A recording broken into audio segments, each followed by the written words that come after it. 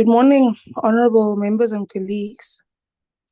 I think we can start our meeting.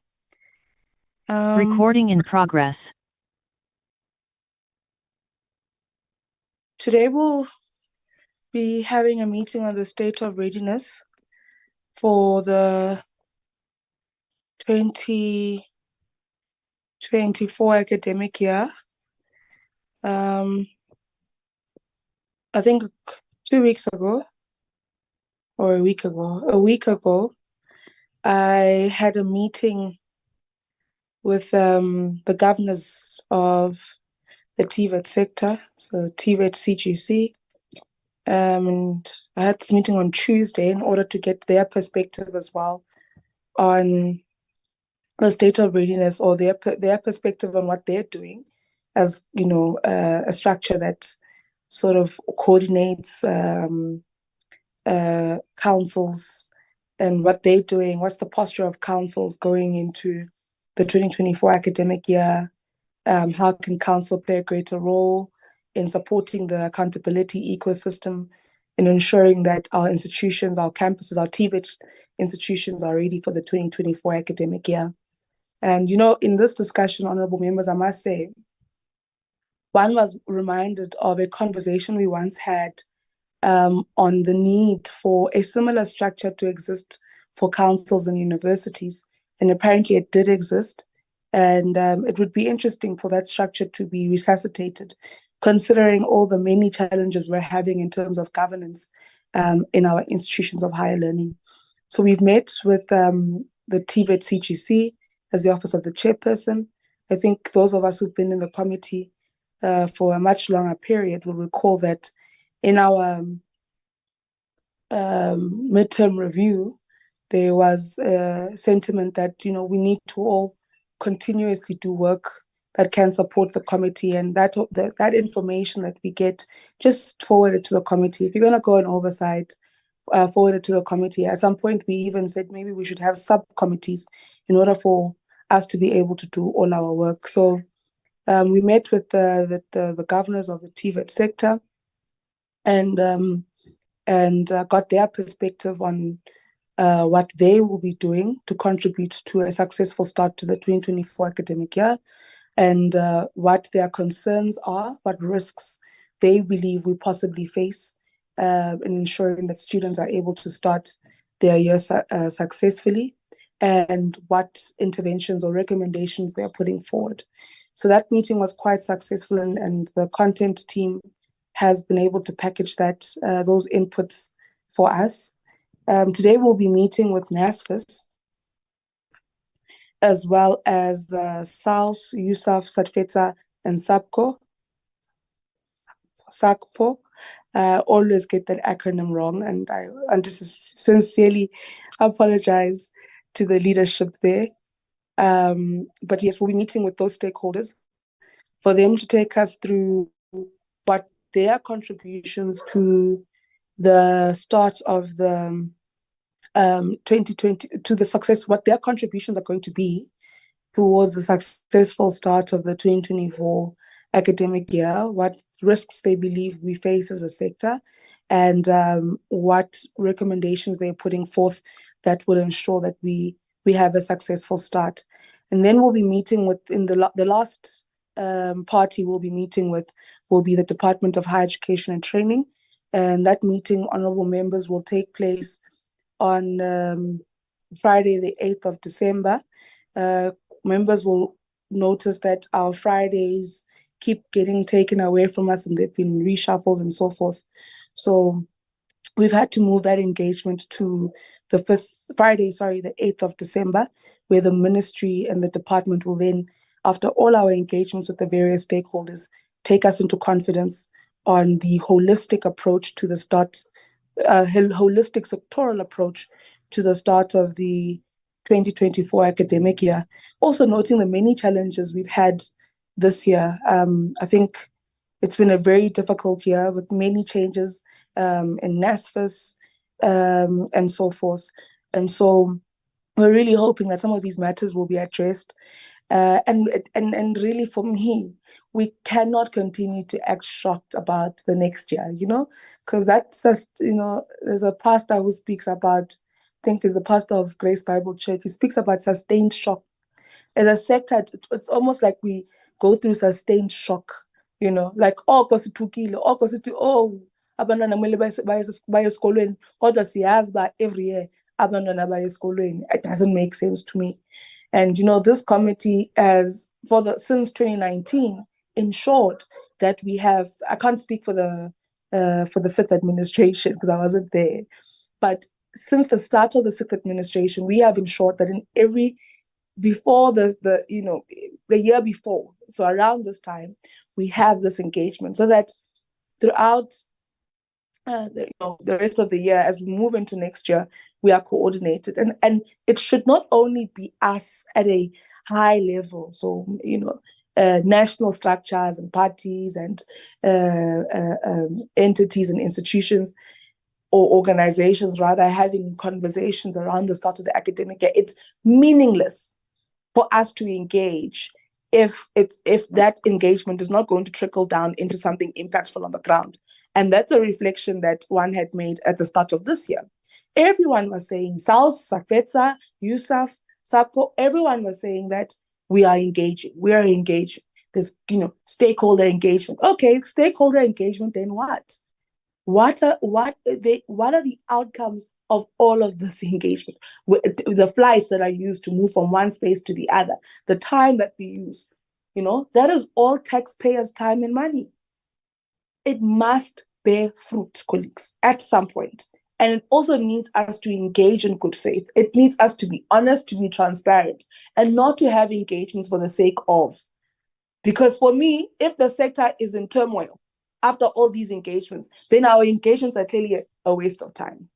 So, one thing I'm really hoping for because what we have seen increase in the past couple of years is increased stakeholder engagement. And that engagement also needs to trickle into our institutions, our campuses, from one institution, from one campus to the other. But what we need to then ascend towards now is meaningful and impactful engagement. I think that's where the crisis is at this point in time. And better coordination. Can we just get it right this time around? This thing of no, we've not received data from universities. No, and the NSFAS saying, or the other one saying we've not received all that back and forth between the student, NSFAS, the university, or the TVET college. That needs to, at some point, colleagues, come to an end. And it can come to an end if we just coordinate ourselves well. So, colleagues, we will be having then our engagements today with NSFAS and then USAf principals, SATVETSA and SAUS. And then we will have our meeting with the department and the ministry on Friday, the 8th. So that's how our engagements today will go. I would like to note from Anele if there are any apologies, but also hand over to Honorable Lidzie to continue chairing the meeting. I'm not feeling my best, honorable members and colleagues, and so I've asked Honorable Lidzie to continue chairing the meeting. However, I will be in the meeting with colleagues and members, and I will make my contributions towards the meeting during the discussions. But Honorable Lidzie will steer the ship. So as I hand over to Anele to take us through apologies, I'll immediately then hand over to Honorable Lidzie. Honorable Lidzie, as soon as Anele is done with the apologies, please take over with the chairing. Thank you so much, Anele. Morning, Chair. Good morning to all of the members and other guests in the meeting. Chairperson, in terms of the members, we received an apologies from Honorable Mananiso. She's currently attending the UNDP conference.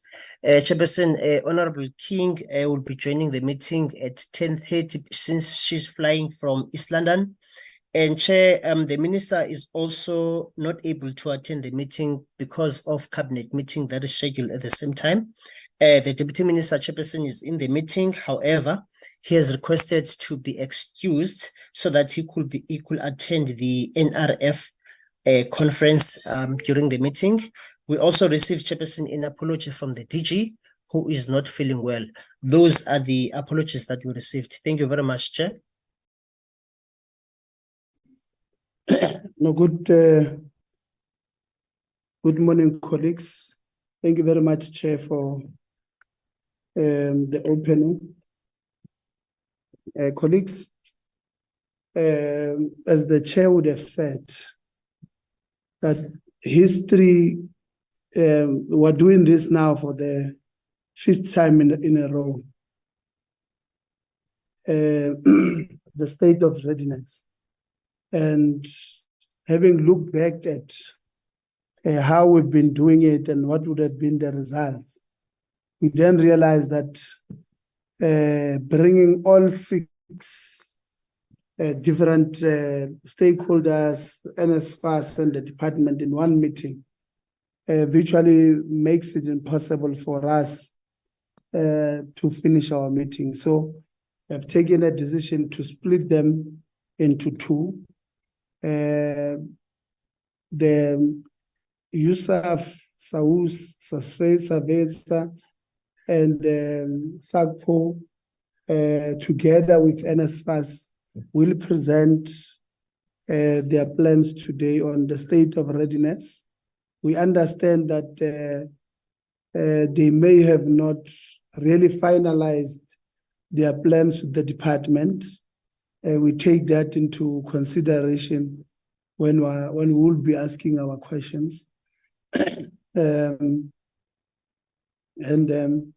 maybe having said that, because the DM is really pressed for time, we need to address the Africa physicist conference in a few minutes. If it's on the platform, Minister, can you please say 1 or 2 words?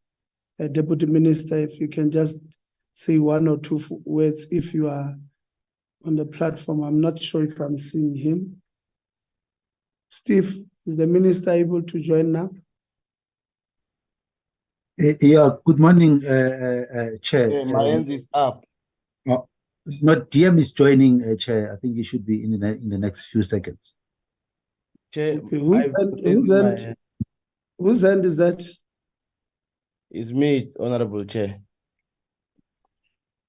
I gave only the mic more. Mandla. Yes.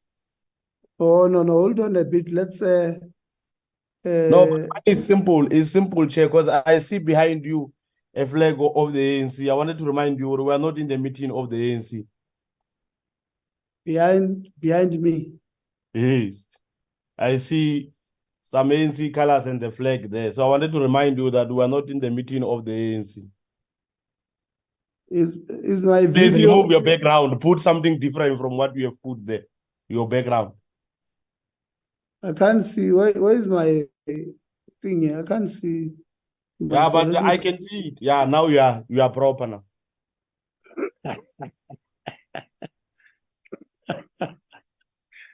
Oh, Windows.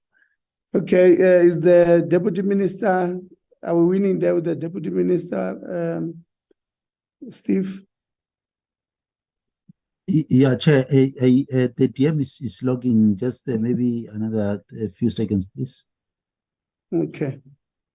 Yeah, so from here, comrades, we're then going to shoot straight to the entities. We will take them in this order. We will start with Universities South Africa, USAf. So prepare to load your presentation. Office, please help them. And then after them, we then move to South African Principal College Organization, SAPCO. Team also prepare for them to load their presentation. Then we'll go to SAUS and then SATVETSA before we close the day with the National Student Financial Aid Scheme. Mandla ke legacy and deal.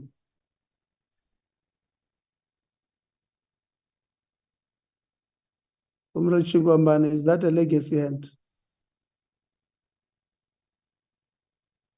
Chair, it's an old hand. Let me lower it. Is that hand I was reprimanding you with the ANC colors? No, I've helped you now. Chair. I know sometimes technology can be a challenge.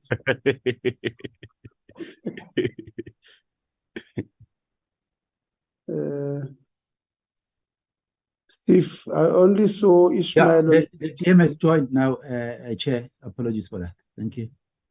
DM, please take us through. We've already noted your apology that you have slightly less than 5 minutes to be with us on this one. DM? Yes, thank you very much, Acting Chairperson, and also to the members of the Portfolio Committee and all those who are attending. And I think, Chair, as discussed with you earlier, we would really appreciate the indulgence of the Portfolio Committee for agreeing that, given the number of presentations that are there, and also that we are in the process, the Minister is in the process of consulting with the stakeholders, and I think this will also be quite helpful for us to get feedback from the different constituencies. So we really appreciate your for agreeing that we then make the presentation at a later stage. We today listen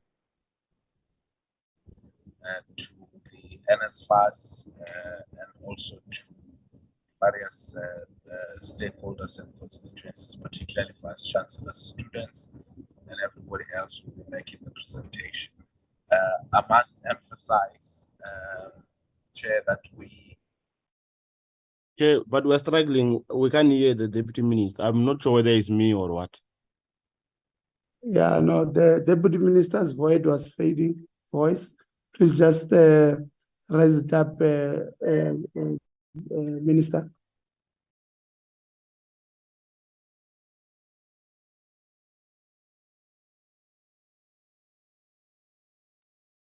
Comrade Budi, are you there? Honorable Manamela?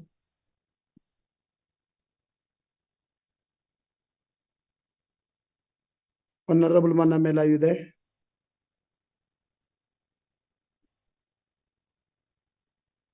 Okay. I think you went through a brick wall in terms of load shedding, but we had the minister comprehensively gave us his views, and that they appreciate the fact that we managed to split the presentations. I think splitting of presentation, comrade, came as a result of a thorough investigation as to why must we always at the end of the meeting not get our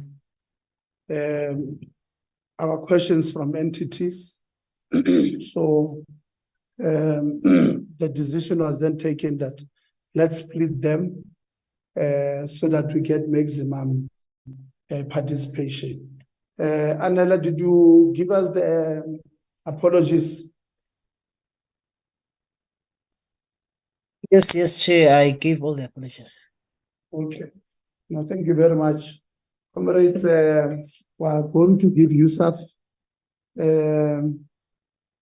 to do their presentation.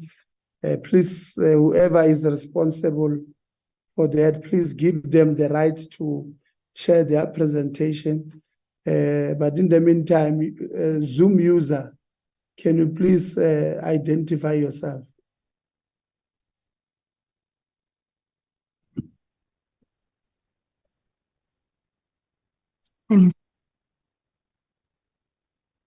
Hello? Zoom user? Unfortunately, we can't, if we can't identify Zoom user, can admin please help us in removing? Okay, I do have admin right. I have deleted her or removed her from the meeting. Mampet, are you sharing your own slide or are they sharing for you? I'm not sure, Chair. Let me just see if I'm able to share. It looks like I am able to share the presentation. Yeah, Mampatu, you have 25 minutes to take us through the 20 slides you have.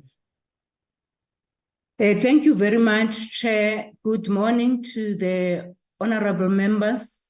Morning to the senior officials of the department, together with the institutions which are here, the leadership of SAUS. What we're going to be highlighting is just the issues which are likely to emanate next year at the beginning of the year, starting with the enrollment that we have, the calendar planning, the application and enrollment processes, teaching and learning modes, and the 2024 red flags and other issues.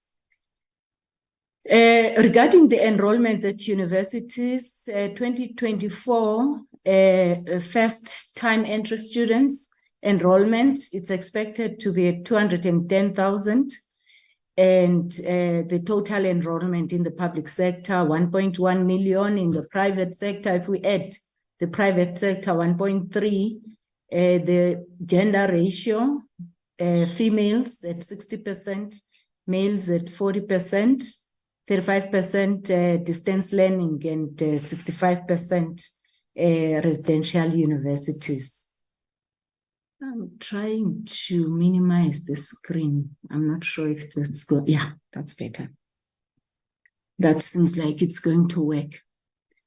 Then regarding the registration date for the first-time entry students or the returning students, we are having some institutions which are accepting them in January. You'll recall that we have the results coming in the 3rd week of January. So for those institutions which are doing so, it may be a bit of a problem for these first-time entry students, because there's a very short time between the release of the national certificate results and the time when the students have to be there. So if you look at institutions such as NMU, 15th January there for these students, that's going to be quite a tight one, because the results by then may not be out yet. So there may be some issues there. And even those students which are accepting students a bit late, like TUT, 5th February, it's not easy, because immediately after the students have come in, there has to be orientation, and at the same time, the lectures have to start. So the juggling between the late release of the national senior certificate results and these dates become a problem, and you find a number of students just about and not being registered, and at the same time, lectures having started in some instances. Regarding now the application processes, some institutions would have received applications by the first-time entry students. And as we know, these numbers are far higher than what the universities can enroll at first year level. So what we are seeing on the left-hand side is an institution such as Central University of Technology, having had applications of more than 324,000, yet they can only enroll 4,515 students. And then, so you will find out that there's that big disparity between the demand for higher education and what institutions can take at that level. And of course, we are expecting quite a big number, for instance, not to qualify to get into university, but at the same time, that is just an indication of the level of demand for higher education versus the spaces which are available. Then if you look at the right-hand side, what you will find are the institutions which are prepared to accept late applications and those which are not prepared to do so. So you will find out that institutions such as DUT are prepared to accept CPUT, Northwest universities, they are prepared to accept late applications, TUT, University of Fort Hare. And most universities are not prepared to accept walk-ins. So far, we have identified two which have expressed that they can accept walk-ins, and that's CPUT, that is Rhodes University. Late applications as well, UJ, UKZN, University of Limpopo, VUT. So on the modes of teaching and learning, most universities are residential universities, as we have expressed, and they are in person in terms of teaching and learning, where the curriculum is split between face-to-face and blended learning teaching approaches. So all universities do have Wi-Fi on campus and in residences, data provision to students. The majority of students do not provide that, although there's Wi-Fi, and a few do provide data, which is Fort Hare, UKZN, University of Limpopo, VETS, which is very helpful, particularly when there's load shedding and there is no electricity and there's no Wi-Fi on campus.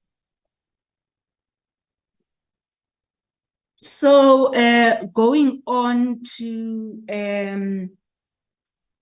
the connectivity and the modes of teaching, now we have disaggregated the universities such that we are clear on those which can do blended teaching and learning. I'm trying to move my screen so that we can see the heading better. Yeah.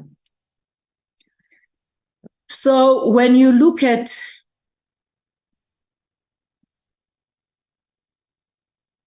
the mode of delivery and whether it's remote teaching and learning, data required, Wi-Fi on campus, what you will find is that most of them are face-to-face, and there will be on some occasion the availability of face-to-face online, and there will be occasions where remote teaching and learning becomes necessary or is done.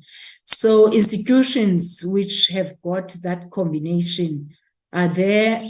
There's Wi-Fi on all campuses, data on some of the campuses that we have mentioned. And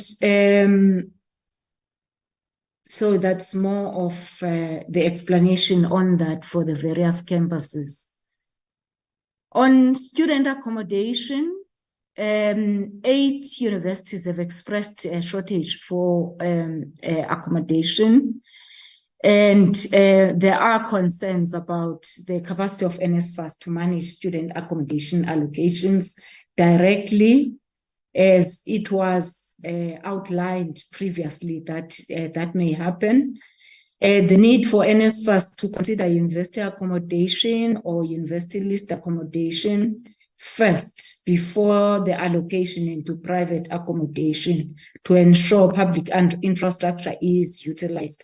That is the concern, and NSFAS has made promises before that certainly they will use the infrastructure which is provided by public universities first. So this is the availability of accommodation. As we have mentioned, 8 campuses have already expressed that they will be needing accommodation. So it's the university-owned accommodation, it's the university list accommodation, it's accredited private accommodation that we are looking at for each institution. So more at the center of this is that 8 universities have expressed that their accommodation and is inadequate to accommodate available students. Regarding the red flags, it's the issue of NSFAS, student funding, student debt. These are the issues which have been mentioned. Regarding the NSFAS issues, these are the issues which have been outlined.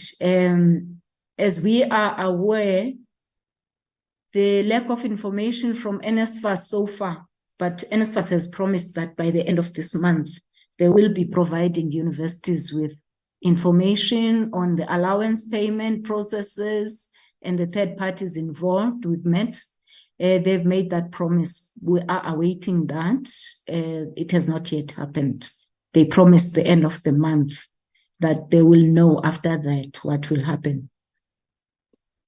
The outstanding NSFAS matters that will roll over to 2024, these have been mentioned previously, such as the allowances which have not been paid to students, and the appeals which have not been finalized by NSFAS to students, and the students have expressed that NSFAS has to conclude on this. We are supportive of that.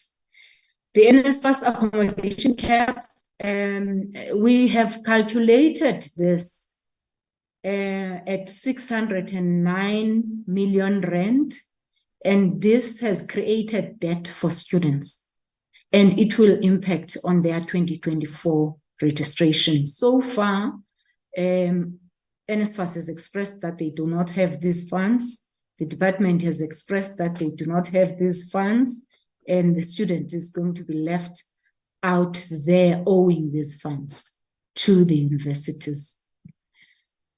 The impact of NSFAS applications that will only close on the 31st of January. I've expressed that some universities are opening for first-time entry students by the 15th of January already. So if NSFAS's processes are going to conclude, or at least the closing date is going to be 31st January, you know you've passed as a student, you know you qualify for NSFAS, and you have not received any result yet. Your university has already opened between the 15th and that 31st. That becomes a concern for the students. So it's important that these applications get processed as soon as possible, so that come the date of opening for first-time entry students, everything has to be in order with students getting into universities. The availability of DHET NSFAS guidelines for funding decisions to be made and communicated by NSFAS, we have not received that yet. NSFAS has been consulting with the various groupings like registrars and so on, but the actual document has not been received yet. so has not been finalized or shared with us yet. I'm talking about now USAf together with its board, the Vice Chancellor. On the student funding, the late payments, which are related to NSFAS challenges, student debt, possible implications for university subsidy and infrastructure funding, questions about long-term sustainability of the NSFAS program, and no national system for funding students who fall outside the NSFAS threshold for family income. So there are two elements which are at issue here. Already this year, the NSFAS had funds which were below the students who qualified. And that thing needs to be looked at beyond the NSFAS on issues of sustainability of the model that we are on right now. Some students got the fact that they were being NSFAS funded as late as August of last year. Now, no one believes that the NSFAS has been grappling to allocate, to say these students qualify. So it's possible that they are juggling between the available funds and the students who qualify. And the reality is that that is not supposed to be their responsibility. What should be their responsibility is to outline how many students qualify, and then the funds for the students be allocated. And if that cannot be done at the appropriate time, then perhaps we need to revisit the model and look at really what we should be doing. And then the next thing is the missing middle. Still, there hasn't been a solution for that. At least it has not been communicated to universities thus far. And it's important that that happens, and also the students get informed about that is what's going to happen on that. The student debt, we are aware of the fact that there is the student debt issue, and it was audited by the Department of Higher Education and Training, and that student debt is going to increase, as I've mentioned, all these things pertaining to capping and all of that.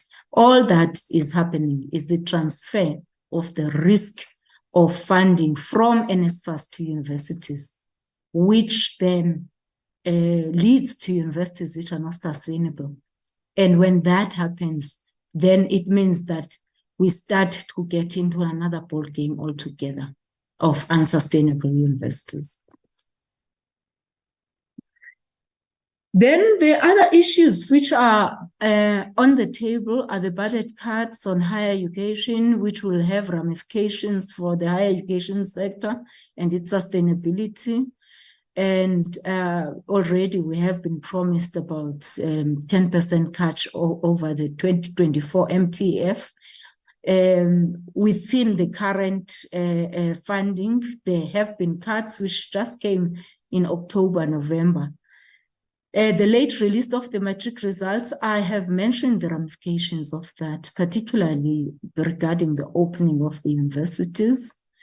And 2024 being an election year, instability, which is likely to emanate from that, because we would like to get some closure on these issues and not be told that it will depend on who is in power or who is the minister or whatever. We like to get some kind of closure. And then the load shedding already has had serious ramifications on the functioning of the universities and the funds which are required to ensure that we all are able to operate at the appropriate time. USAf has had to take responsibility to assist universities to come up with some energy plans which were required by both government and the CSIR regarding this, but this will require funds, and those funds have to be made available.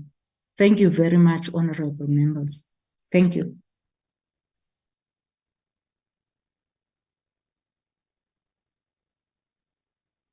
Thank you, CEO. At this time, I'll go straight to SAPCO. SAPCO, same rule of time applies.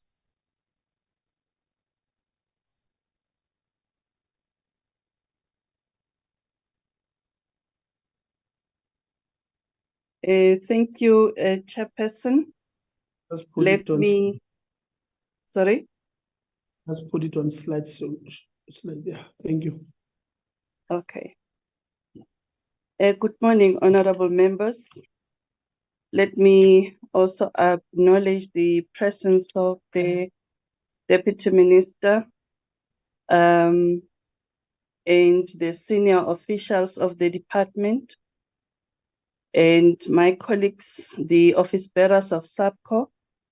I would like also to acknowledge the student leadership in the House and pay my respect to the members of Parliament who are members of the Portfolio Committee.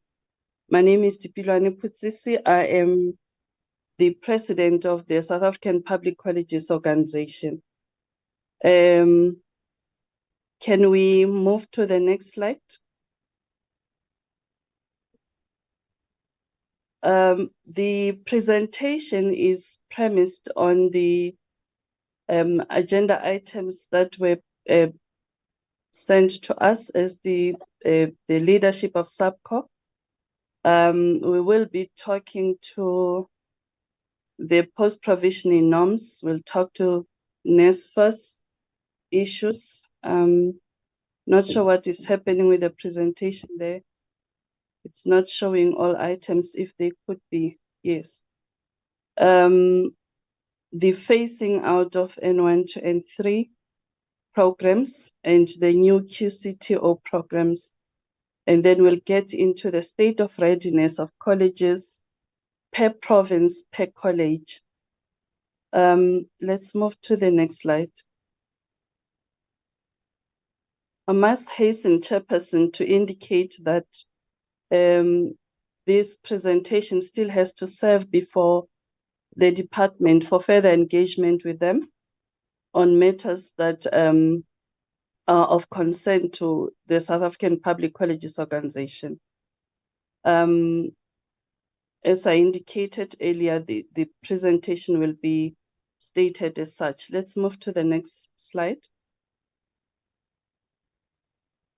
In the department, we have the implementation of the post-provisioning norms, which would give a structure to how the colleges are staffed, the staffing thereof, and having the uniform organizational structure for TVET colleges. But that came with several challenges, and among others, it's the implementation of the moratorium on filling of posts, especially for colleges that were said to be overspending. But unfortunately, this did not only end up with colleges that were overspending, it affected all TVET colleges in terms of the filling of critical posts. And as an organization, we want to urge that this matter be looked into because there are critical posts like the post of principals that need to be filled, the deputy principals and campus managers. There are provinces where there's only 2 or even 1 principal that is permanent, which is quite worrisome and affecting the stability of the colleges as such. One other matter that would want to see addressed in relation to the filling of posts is the delegations of authority.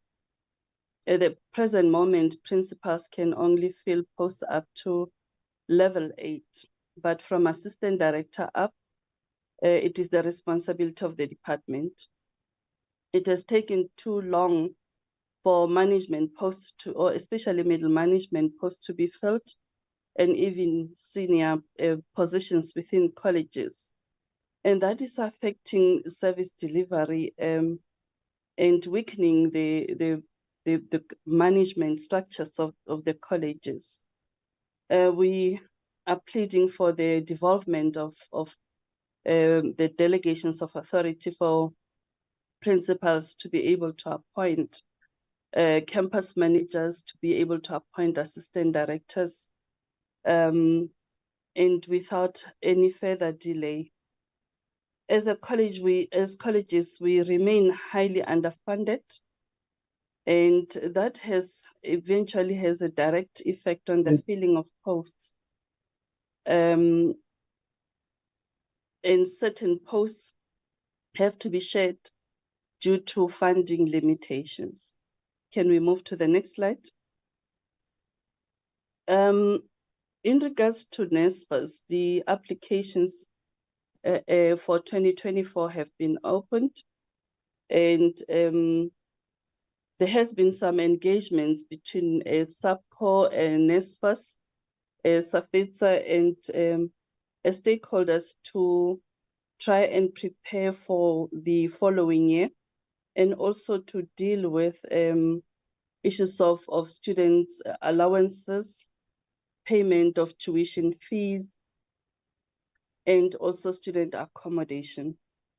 In regards to the student accommodation, we are in talks with NSFAS, and the process is still unfolding, but we would like to indicate that colleges need to be involved especially around matters of accreditation of accommodation providers. Chair, I'm not sure whether there's some kind of background noise.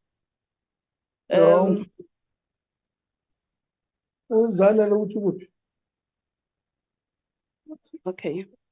In regards to the bursary applications, NSFAS has made an undertaking that all current appeals and outstanding payments are being finalized, and though there are still colleges that are experiencing a bit of a challenge in regards to that. Let's move to the next slide. I think I have addressed issues of accreditation in regards to the student accommodation, that we would like that fast-tracked, and colleges being allowed to participate in the accreditation of the service providers, accommodation providers. At the moment, there are identified colleges that are in areas where the are providers which have been accredited and have been available since the beginning of the second semester. In our engagement with NSFAS, we have been informed that there are about 40,000 beds that have been accredited. And then direct leases will be signed between NSFAS and the accommodation providers. And rental will also be determined as such.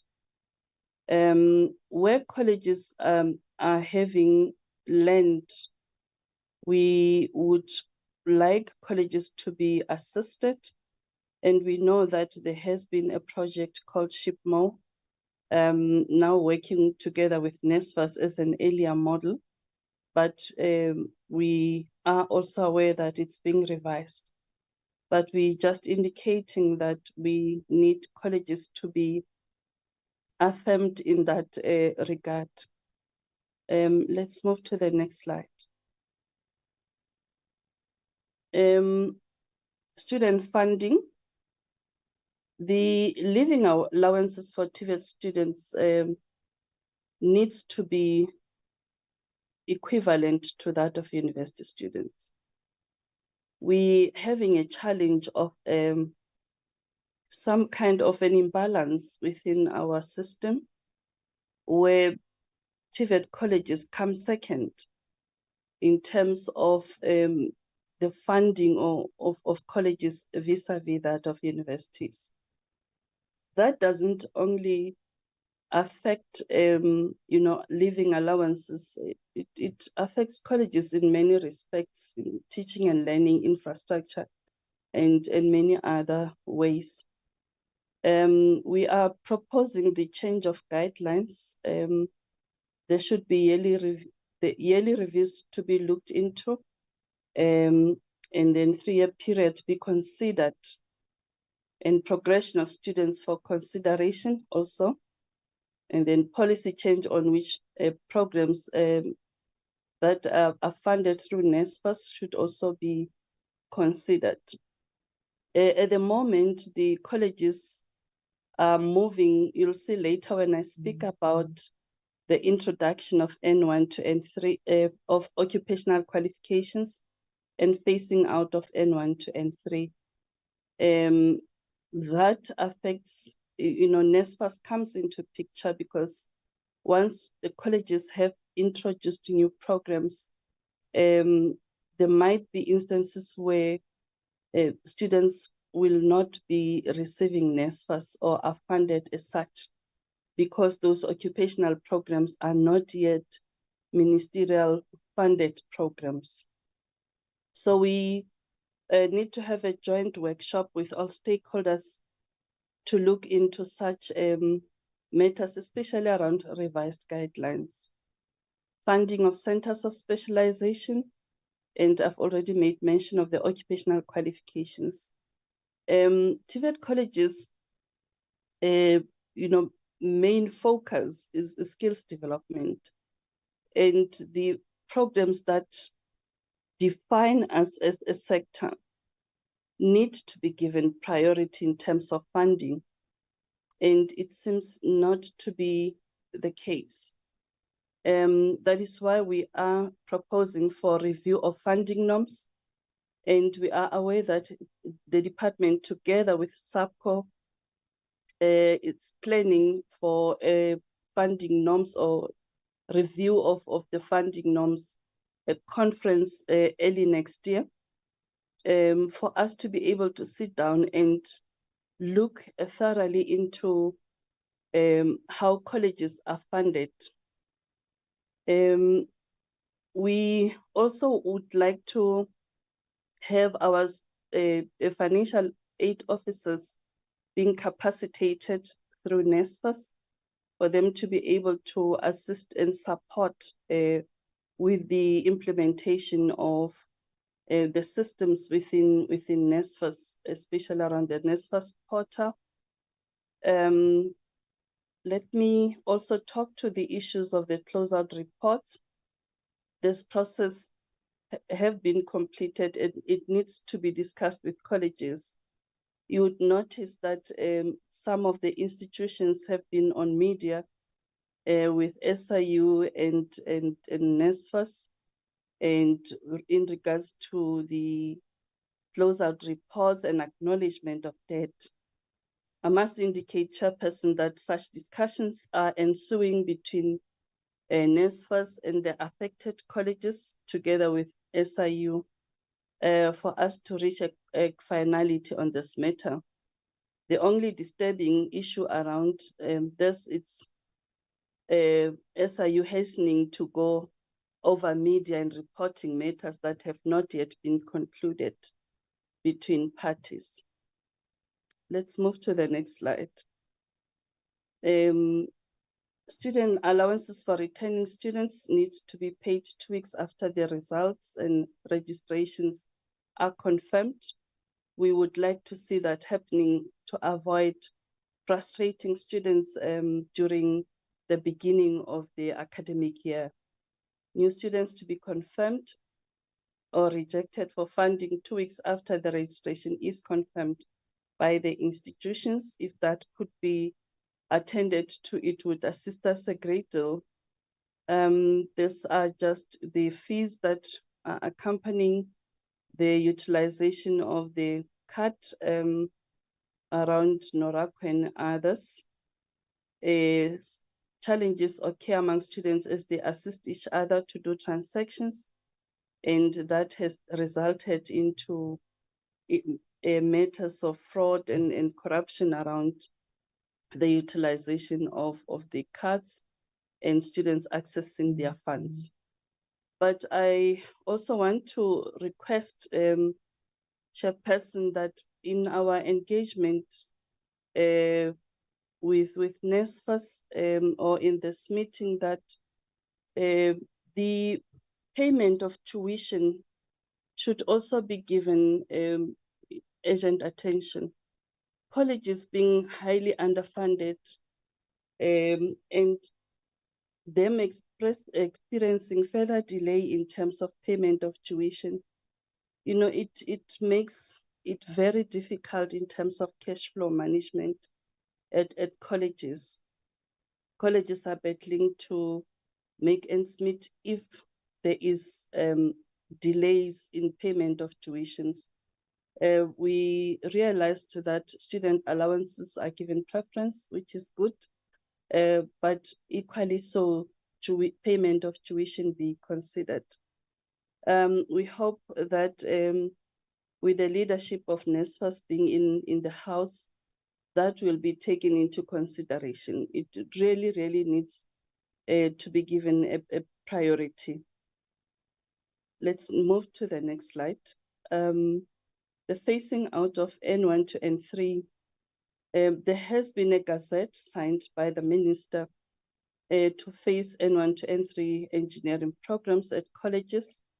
This has been a process that has been attended to or being rolled out over the years, but now it has received so much attention and colleges have started preparing themselves as such. That is why the involvement of QCTO together with the department and SAPCO, where we had a workshop where we were preparing colleges and outlining how the process will unfold and the challenges and successes that accompanying that process. We have started introducing occupational qualifications that are also based on the scarce and critical skills and supported by QCTO accrediting institutions. This is a good move in terms of responsiveness of colleges, but what is key is to upskill the existing lecturers that have been teaching N1 to N3 and absorb them into new occupational qualifications. What colleges have been doing is to look at the relevant occupational qualifications in relation to what they have been offering so that it doesn't get very difficult for them to be able to deal with the introduction of new qualifications. Okay. Let's move.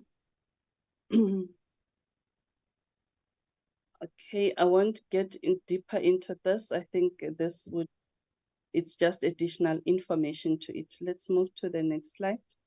Yeah, we have about 5 minutes, Mamputis. I am aware, Chair. That is why I am moving. Let's move to the state of readiness. Okay. Yes, this slides are categorized in terms of provinces. Generally, Chair, all colleges are ready to receive students in 2024.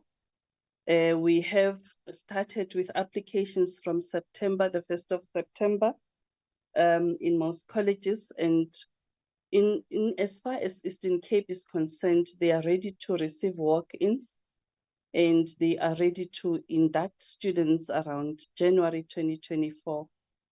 Timetables are there. Textbooks are being procured and delivery is taking place.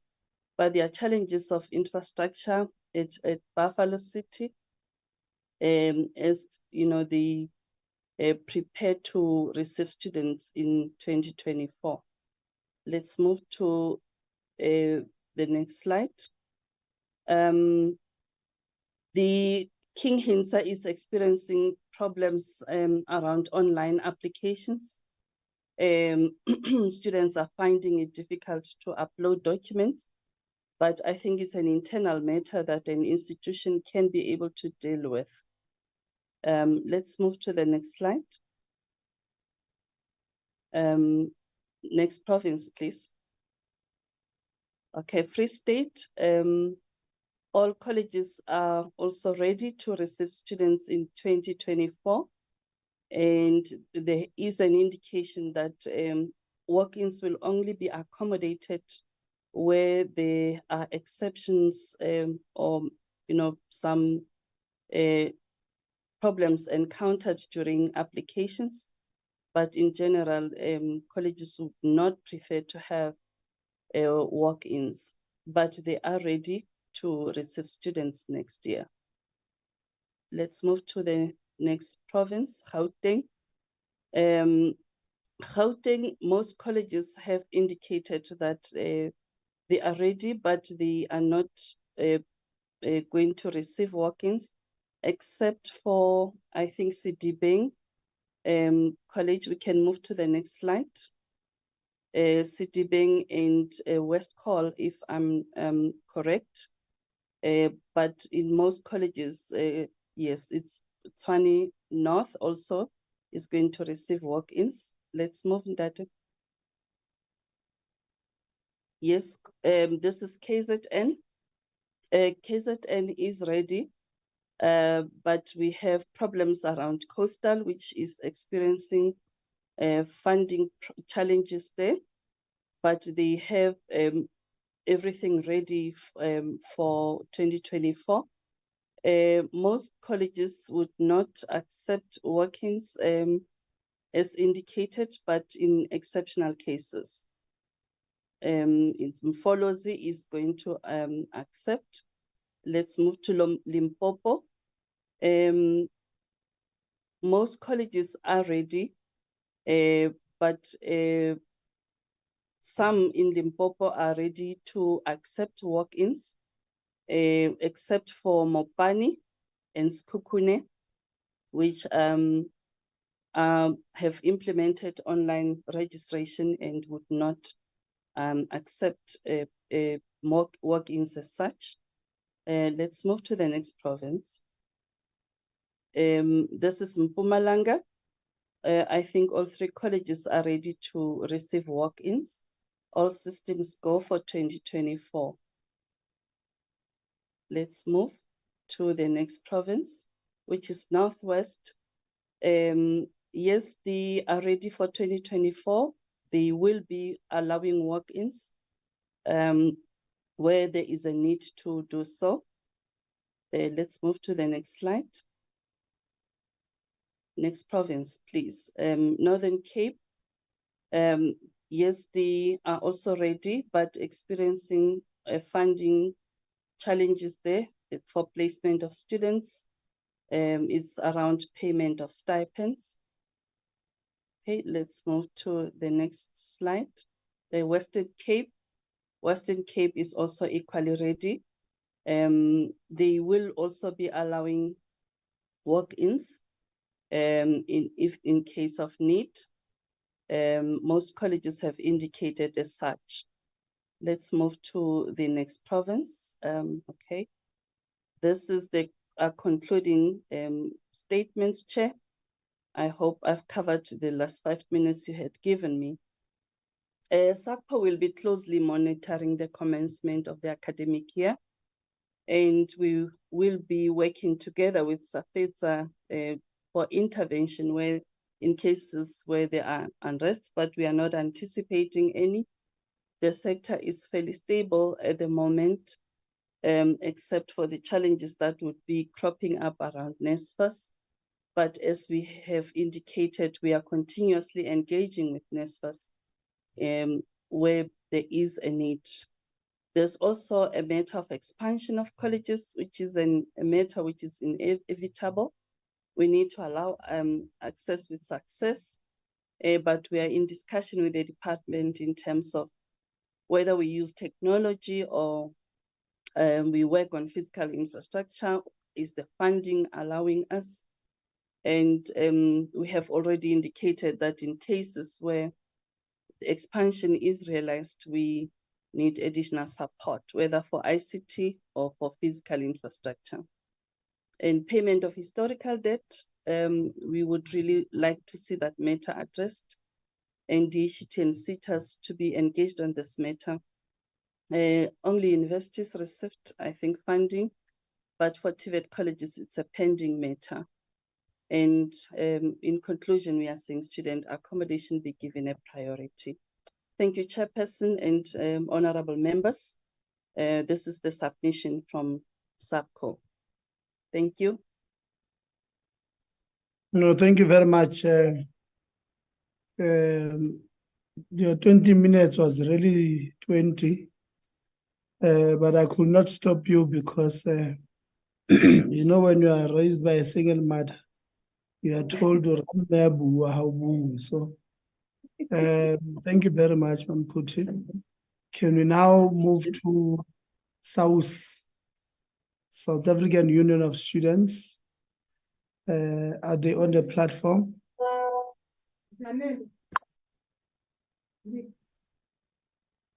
Is SAUS on the platform?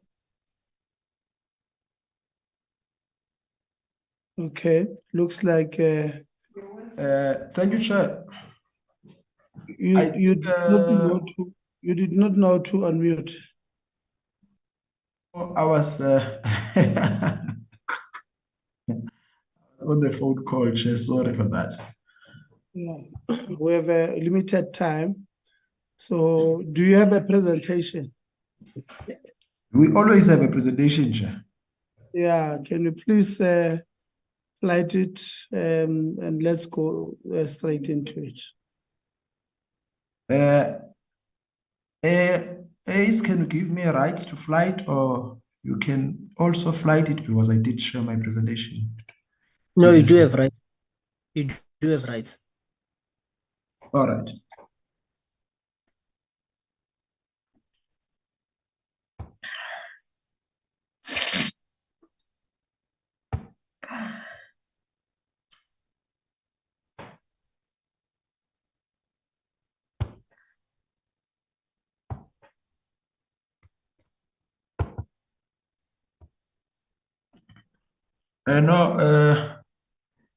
Thank you very much, Honorable Letsia. Let me greet everyone in the platform, honorable members from the Portfolio Committee, the officials from the Department of Higher Education and Training. Let me also greet the delegation from NSFAS as led by the Chair and the CEO. Also greet the leadership of USAf as led by Dr. Matutu, the leadership of SAPCO as led by Prof, and of course our sister union, comrades from SATVETSA as led by Comrade Kaugelo and Shegas. Good morning, colleagues. Ours, I think, is not going to be long. These are just the contents of our presentation. But maybe as an introduction, Chair, as the union, let's acknowledge the fact that the sector is still confronted with one of the biggest challenges, which is student retention, particularly from the pool that is coming from NSFAS in particular. The sector is still grappling with the wraparound support when it comes to students. When we say a wraparound support, Chair, we're meaning students at varsity level. They must have all forms of support, including mentorship and coaching and all that. So that is still something that is missing, and we've been calling for it. It's a third year now. The sector is still, I think they must pay a serious attention in terms of ensuring that the funding scheme becomes stable. You know, it's not nice when we consistently face challenges, particularly when it comes to the scheme itself, because the service that it provides to the students, it's very important. because we say this because the success of the funded students are directly dependent on the sustainability of that scheme. But we must say that come 2024, Chair, we are foreseeing a nightmare in terms of registration, particularly when it comes to the accommodation crisis, both in universities and TVET colleges. I was reading an article this week which was reflecting on the student accommodation. And the estimate is just above 500,000 in terms of the student accommodation gap within our own higher education. So all these challenges, Chair, have a direct impact on the mental wellness of the students within the sector. But maybe let's reflect on a few challenges that are currently also grappling with the sector is that, as we just mentioned, the issue of the shortage of the student accommodation, it's a major challenge. It's a major challenge, and as a result, students end up suffering from, some of the serious crimes within higher education. You saw in CUT where students were being raped by so-called, landlords because the students there, they were packed. They were not necessarily having their own spaces, but they were sharing. So now they had to expose themselves into such abnormal crimes. Chair, we feel that there hasn't been enough prioritization of scarce skills, but particularly when consolidating the enrollments for the new year. We have raised this concern even last year. The cry was that we have a shortage of students who are coming from STEM. But we believe that we should play a role, and our own department should play a role, because currently the only concern that we're having, Chair, is that the major financial muscle of government goes to these students who are coming from the poor. But what becomes now the crisis is that what we're breeding from the universities, that we're breeding graduates which are not responding to the economic priorities, so to say, or to the job market that we're having. So it becomes a concern to us, and it's something I think that we must discuss. There are still challenges when it comes to governance in institutions. The very recent one, which is very concerning, which I think all of us should be concerned, is the collapse of the recruitment process of the Vice Chancellor at the University of the Western Cape, where all the processes were followed at the council level, because the process was highly politicized in terms of how the different steps leading to the council having to consider who becomes the best candidate. And then the council could not resolve in terms of saying, this is the appointable candidate, even though it was part of all these processes. So I'm saying, Chair, there is still a concern, because you would understand that MUT, I think they're still under administration. CUT, there are still issues of governance. We recently saw the debacle of UNISA and back and forth with the department. It is also in relation to their governance. I'm saying, I think the portfolio committee, we also want to urge the portfolio committee to play an active role in terms of ensuring that these matters are looked at. The funding for the missing middle and the postgraduate students is still a challenge, Comrade Chair. You would remember that when we speak about the cap, the funding cap was introduced in 2017 when it was 350, and it's been 350 since then, and it's still 350 even now. So I'm saying, but with the economic realities and the changes and the challenges that the country had to face, but I don't know whether it's not necessary to relook that particular cap. The other looming challenge is the suspected, let me say it's a suspected budget cut, because I haven't heard any confirmation that indeed it's happening, but someone indicated that the Treasury has indicated that there might be a need for the budget cuts, and also NSFAS was also counted amongst the institutions that might need to cut the budget. That will plunge a serious crisis into the sector come January if the budget of the funding will be cut by 10%. So as I've just said, we are anticipating an increased demand, Chair, for the postgraduate come 2024. This has happened this recent year and also in 2022. We are suspecting that the impact of this is also cannot be divorced from the pandemic, because would remember that during pandemic students did not really have anything to do, and then you would remember that many industries are still recovering from the pandemic. As a result, if you check at the market, the graduate programs that used to be there for the final years and honor students, the opportunities that they used to get just before the end of the year, they've been shortened. I was shocked when I saw the Standard Bank graduate program for last year.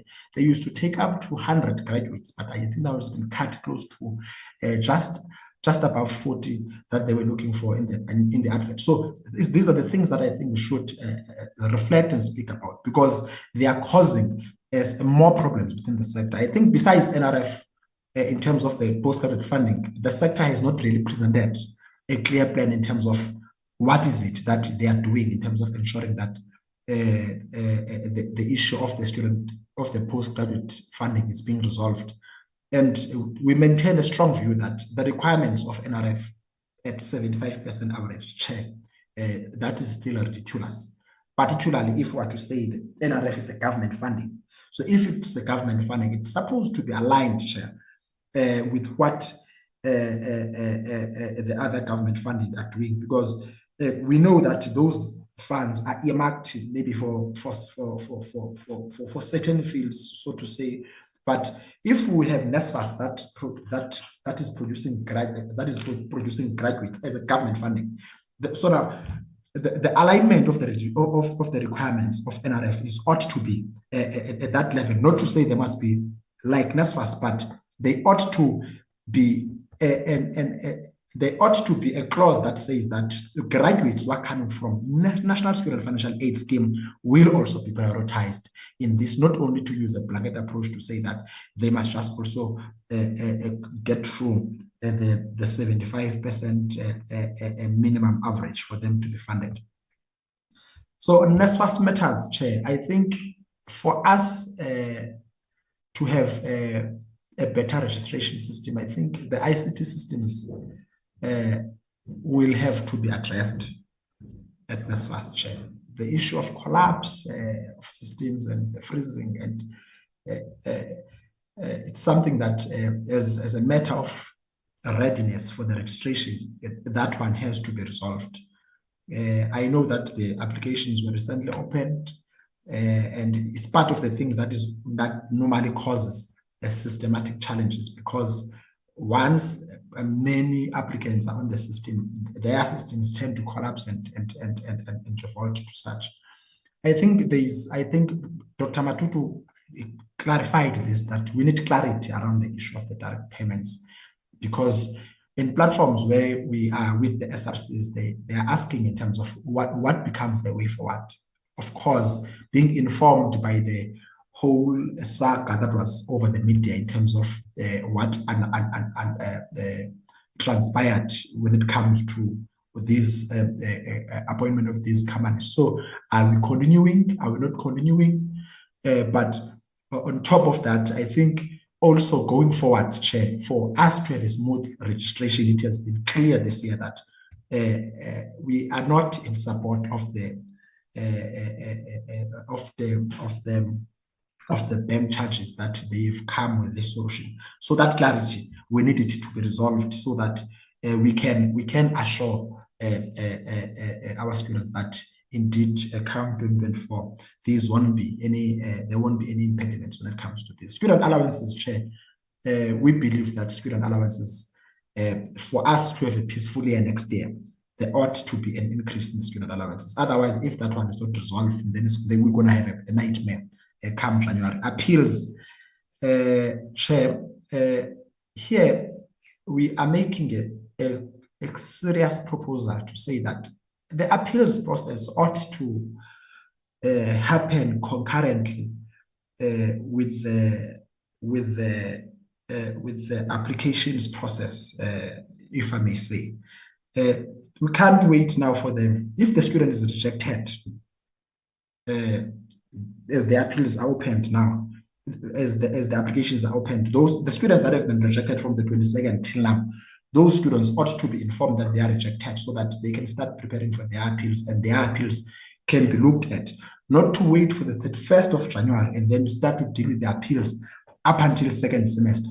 It really jeopardizes the future of the students, because others only get the indication of that they will be funded after they've suffered a lot during their academic journey. Also, the issue of the student accommodation, Chair, I think I've mentioned in my opening to say that I think NSFAS ought to really give us a clear clarity in terms of, are they still continuing with the accreditation, so that the concerns that have been raised by USAf they are cleared to get the point, because students are also asking, what is it happening? Are we still, who is accrediting? What is happening with the issue of having more bed spaces and all that? So I think these are the issues that we have been discussing for the past years, and some of these issues, there were resolutions in these issues, but the implementation has not been forthcoming. So these are matters that I think we must be clarified as we prepare for January, if we are to have a smooth registration. The establishment, Chair, of the regional offices, I think we've been calling for this, and it's not the first time when we come to this portfolio committee. And again, we are saying, if we are to attend to the registration challenges sufficiently, or in a more expeditious manner, we believe that NSFAS must be closer to students. NSFAS must not be at the head office. NSFAS must be closer to where students are, so that the matters of the students are dealt with, as they come. Because the issue of using the call center and whatnot, it has proven a number of times that it's not assisting and it's not working at all. I think the issue of the N+ rule, this one is just specific, Chair, on the issue, because NSFAS has been applying a rule, but they've been saying it's the department is the one that has to change this rule, and the department is here, Chair, and hence we're to put this a point here, because it does not make sense, Chair, for someone that has never been funded by NSFAS, and then this person now gets NSFAS this year, but she has been on the system for the past year or the past 2 years, and then you are saying next year this person cannot be funded because this person has been in this system for so much years, irregardless of whether I funded this person or not. So we're saying, come registration period, because there are many students who get to be affected by this, even at the entry point at the registration period, because you would find out that they got accepted, and then somewhere along the line, they are being turned away to say that no, Hermes is telling us that we have exited your N+. The concern around the issue of the applications is that they were opened in the 22nd. The 22nd, according to us, is too late, Chair. It was late, and why we're saying it's late is because normally when the applications are opened, the NSFAS undertakes what is called an outreach program, so that you reach the identified areas where the applications are not forthcoming. For instance, if you look about the deep rurals of Northern Cape, Eastern Cape, KZN, Free State, you speak about Limpopo, those are the places that together with NSFAS will go there, ensuring that we bring these numbers so that they can be able to get an opportunity of benefiting. So we're saying the only concern is that you open them now on the 22nd, and then they're being closed on the 31st. Already other students were finishing to write their exams, meaning those who would access the applications who are in the urban areas will be moving to rural areas. They might not apply during this period. They might only want to start applying in January. And then everyone in January would want to be applying for the NSFAS. And then that's when the concern comes, because that's when the system glitches are going to take place. But it has already happened, but maybe it's something that should be avoided, because if the system glitches come January, the system glitches are going to transfer to the registration challenges, because students are not going to get their funding statuses on time, and then students are not going to be registered on time, and then which will then affect the academic year of But maybe let's stop raising problems, because it will not solve. Let us make recommendations. We're recommending, Chair, that firstly the portfolio committee. Now we're recommending to the portfolio committee itself. Come registration period, we want to recommend that as the portfolio committee, yes. Who's me? I've been trying to. Anela, who's meeting me there? Chair. Yes. Can you hear me? No, I can hear you. I'm just telling whoever is being muting me to stop doing that. I was just telling you we're left with, well, exhausted your time, but we're giving you 3 more minutes to conclude. All right, Chair.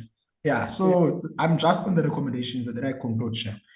Yeah, so we're recommending that you as a portfolio committee go to the ground, come the registration period, Chair, so that you can feel it and the experience of the students on the ground. And we're also calling you to be very active in this. We also call for your support in terms of establishing these regional offices. But what is also important, we are saying there must be an amicable solution to the outstanding matters of the students, particularly students who KYC'd and then, or students who were registered but who were struggling to KYC in order for them to access. We have a number of students who could not access their allowances. They are still outstanding.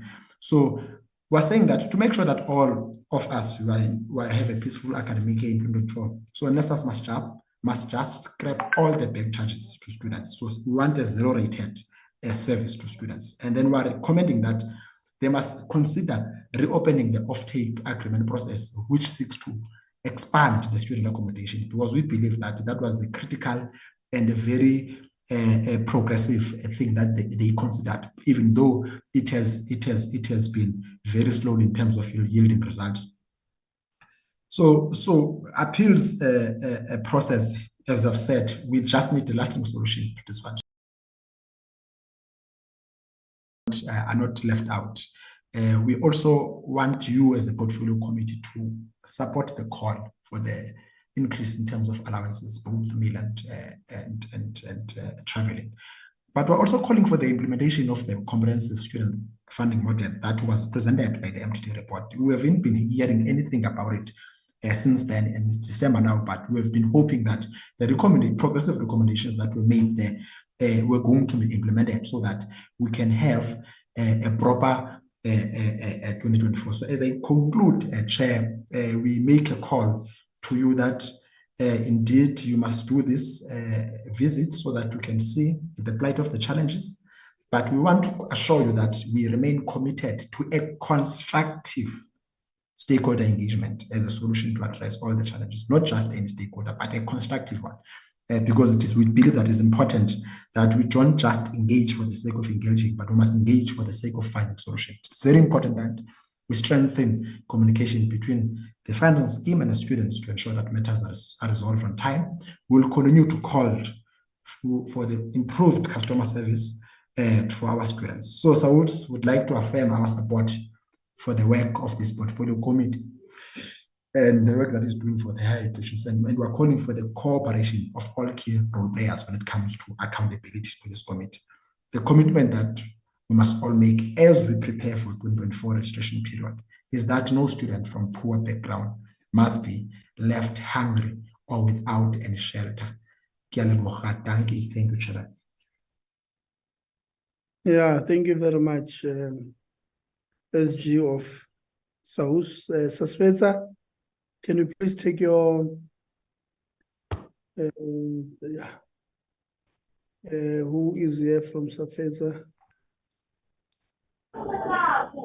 Greeting, Chair.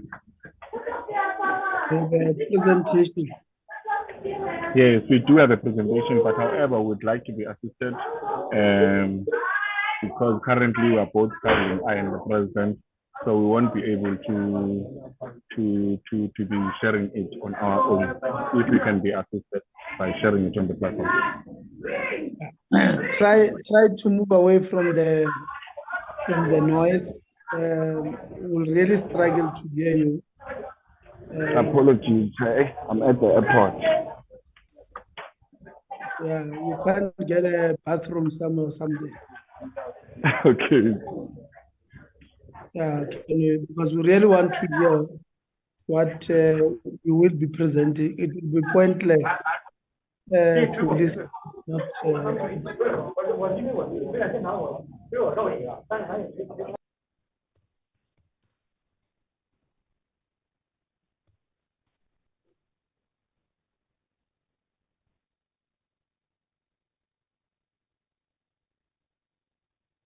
There's a hand, Chair.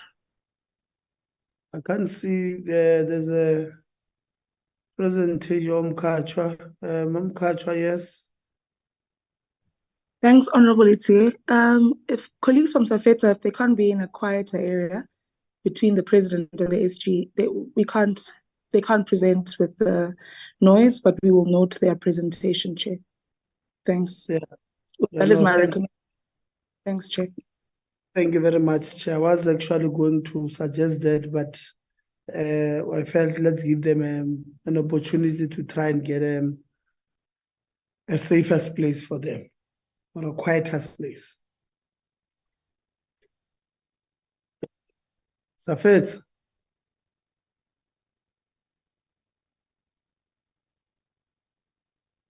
SATVETSA.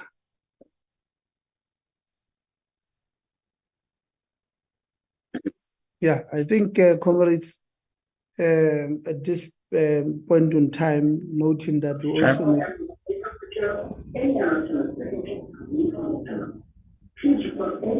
Is that better, sir? No, it's worse.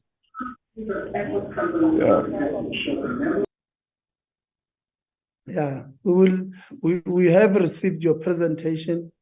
There's no problem. We will note it. Because unfortunately the background noise there, it even drowns your own voice. So at this point, we will give then to the National Student Financial Aid Scheme, NSFAS, to give us their state of readiness. I see Julie Bayer, the board member.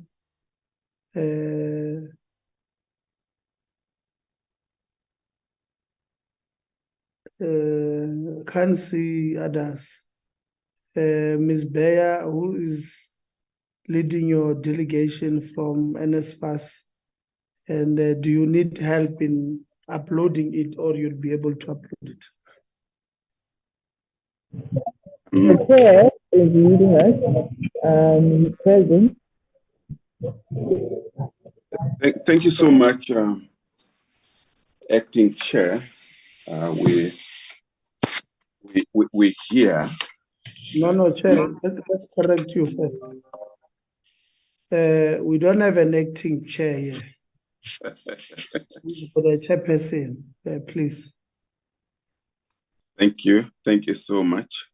Yes.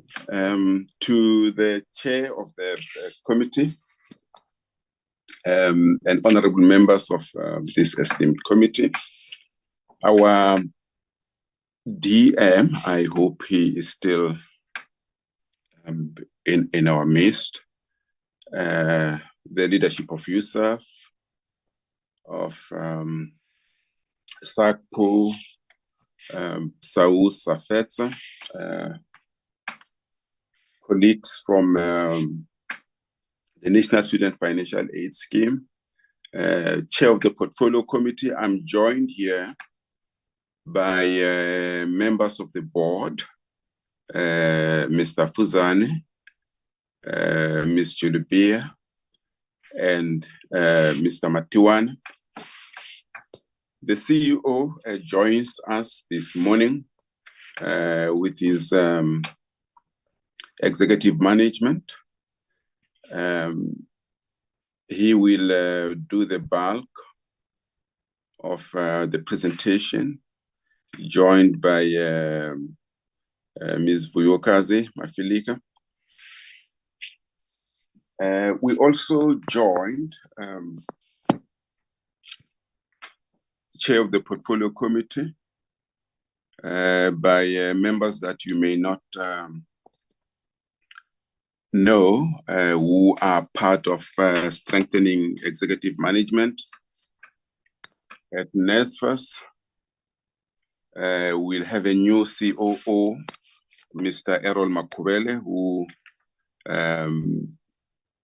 is coming from Treasury, who is joining us on the 1st of December. We do believe that by the 1st of December as well, we'll have appointed a new executive for business enablement. We'll also be joined by a new head of communication to deal with the communications challenges that we've been having.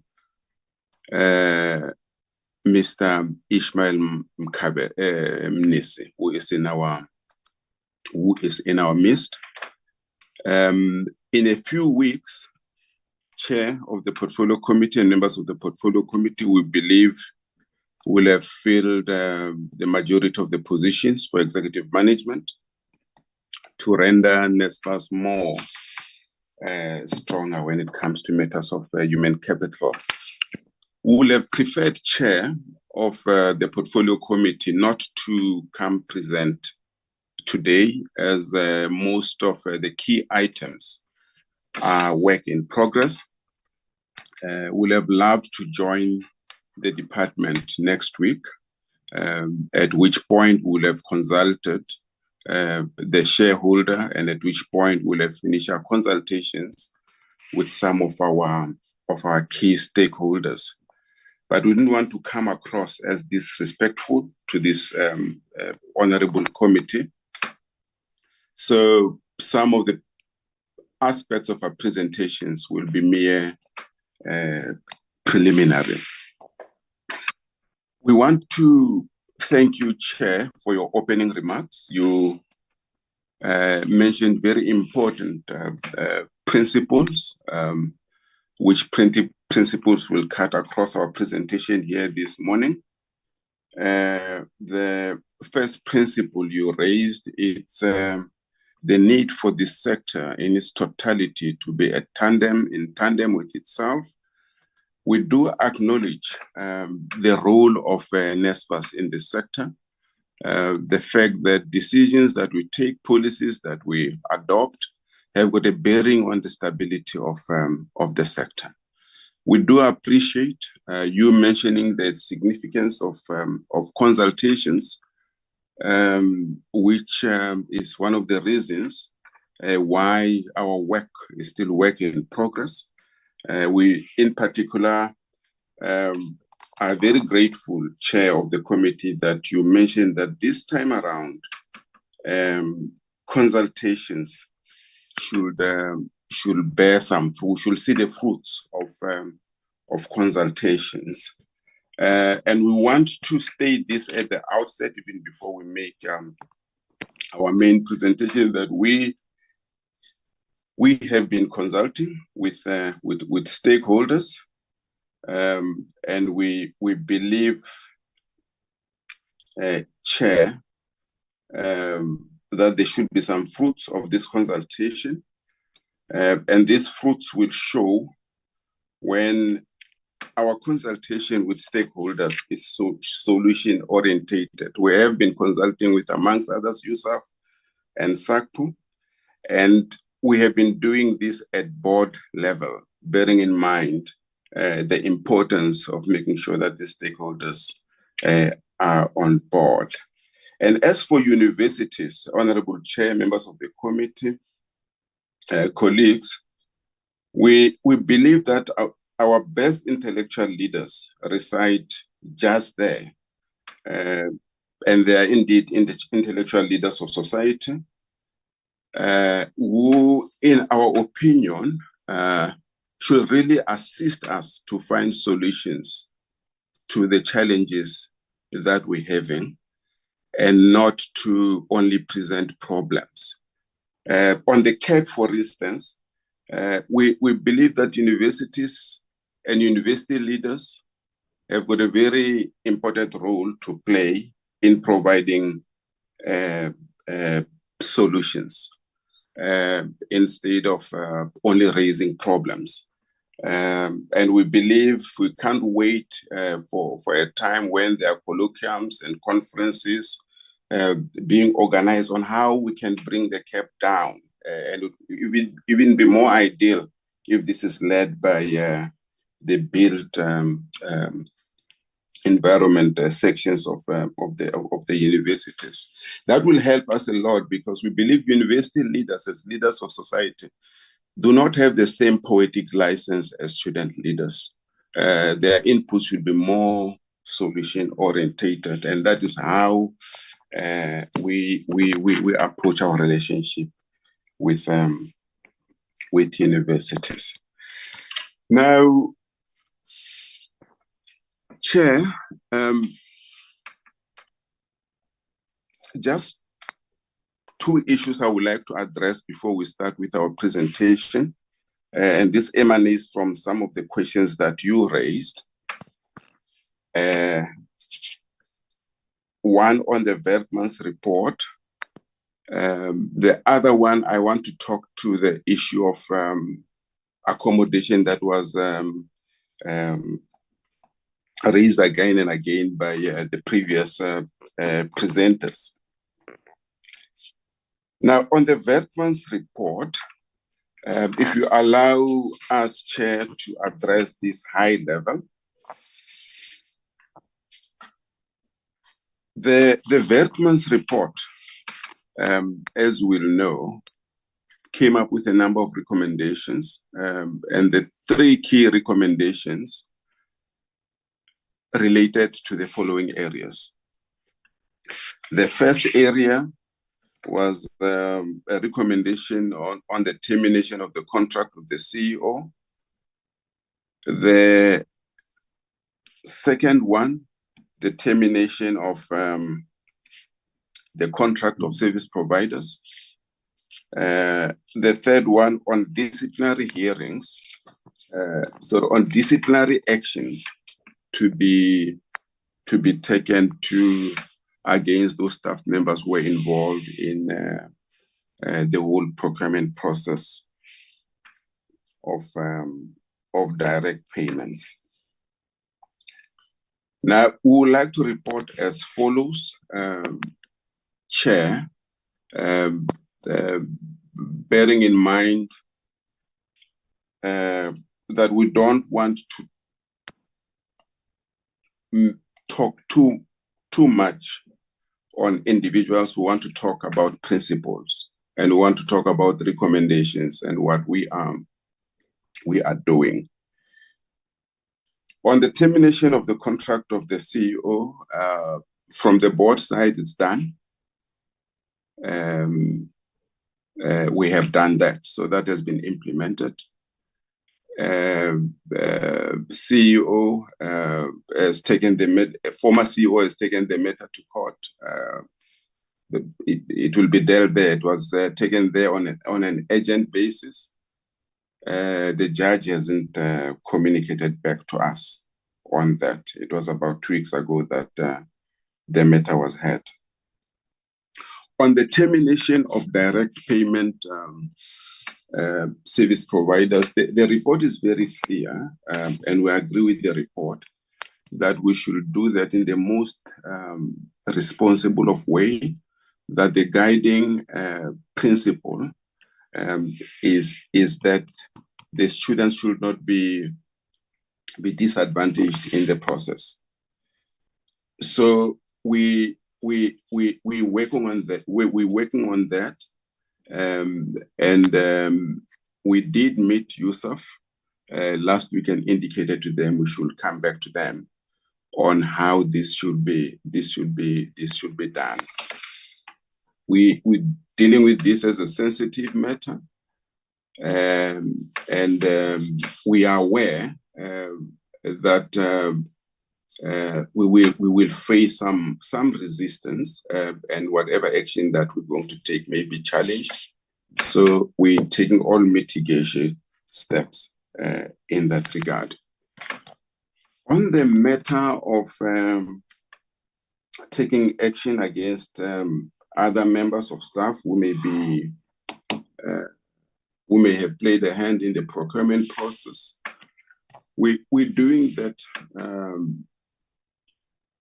as responsibly as we can, bearing in mind the need for convergence between taking that action and ensuring that the organization is fully functional. I would like to report, Chair and members of the committee, that just yesterday, I was joined by the Chair of REMCO, Ms. Julie Beer, to have a conversation with those affected staff members, to share with them the contents of the report, so that they do not mistake what they get from the media to be the contents of the report. And it was a very fulfilling meeting that we had with them, and that was very helpful also to us as the board. In conclusion, Chair, before I hand over to the CEO, I just want to assure the committee, I saw some slides saying that, talking about instability at NSFAS. And I just want to say, we must not confuse consequence management as instability. As a matter of fact, if there's anything that this board of NSFAS should do moving forward, is to be firm on consequence management. If we're not firm on consequence management, we'll have the same kind of problems that have led us to where we are regarding direct payment system. So we firm on this. We view the problems associated with direct payment systems, very, very serious problems. What happened with the problems related to direct payment system was tantamount to pitting the youth against the state. It's something that we shouldn't allow. And we're going to be very firm in taking action in anything that will lead to instability at our institutions. We're going to proceed with our policies on accommodation. I saw all the presenters mention something about accommodation. It's work in progress.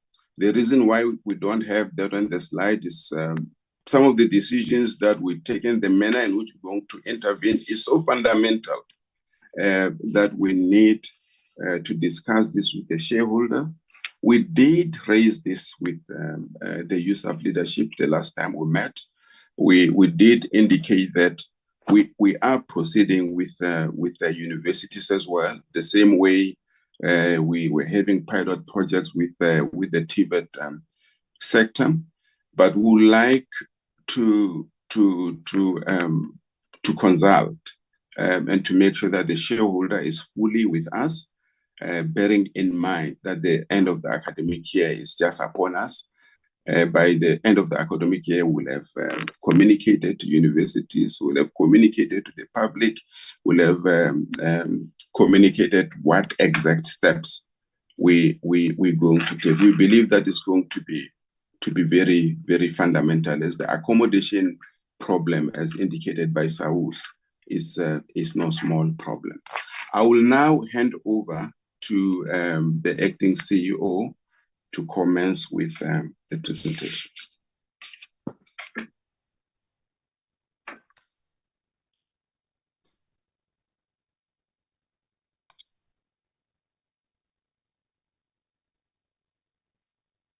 Thank you very much. Through you, Chair of the committee.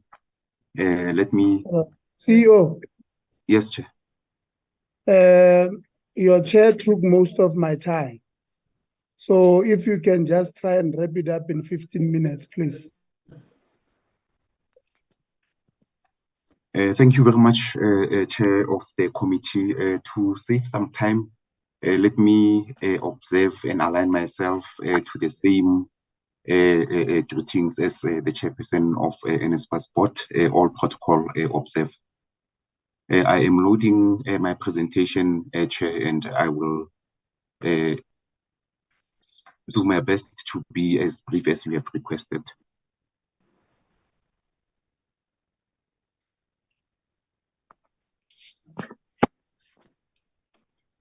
Chair, I am on slide number 3, which is the 2024 funding and application journey.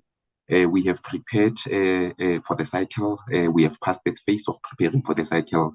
The applications are now opened. They were opened officially by the minister via a press release on the 21st of November. It was on Tuesday, the 21st of November. The next phase, Chair, will be the registration, and after that is concluded, then the disbursement and student support will then continue throughout the 2024 academic year. The 2024 applications, the student must have their ID numbers when doing their applications. Students must have their parents or guardians or spouses ID numbers as well, as the information will be required. Income information where applicable. Students with disabilities will need to provide a disability annexure, that is annexure A form. On the application readiness, on the side of the people at NSFAS, awareness sessions with all employees have been conducted. Live demonstrations to all employees, testing at schools and various stakeholders and cohorts. 2024 user guide and frequently asked questions have been completed. The website has been updated, and we have an outreach plan that has been documented by the staff members and executive of NSFAS.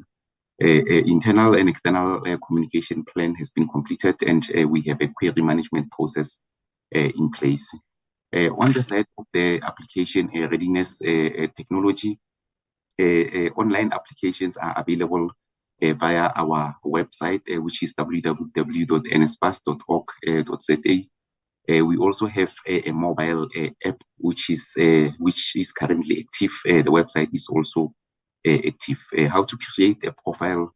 The recent icon under my NSFAS create a profile icon. It has been tested. It is working. Information can be inserted. Upfront validation of ID numbers is in place and is working.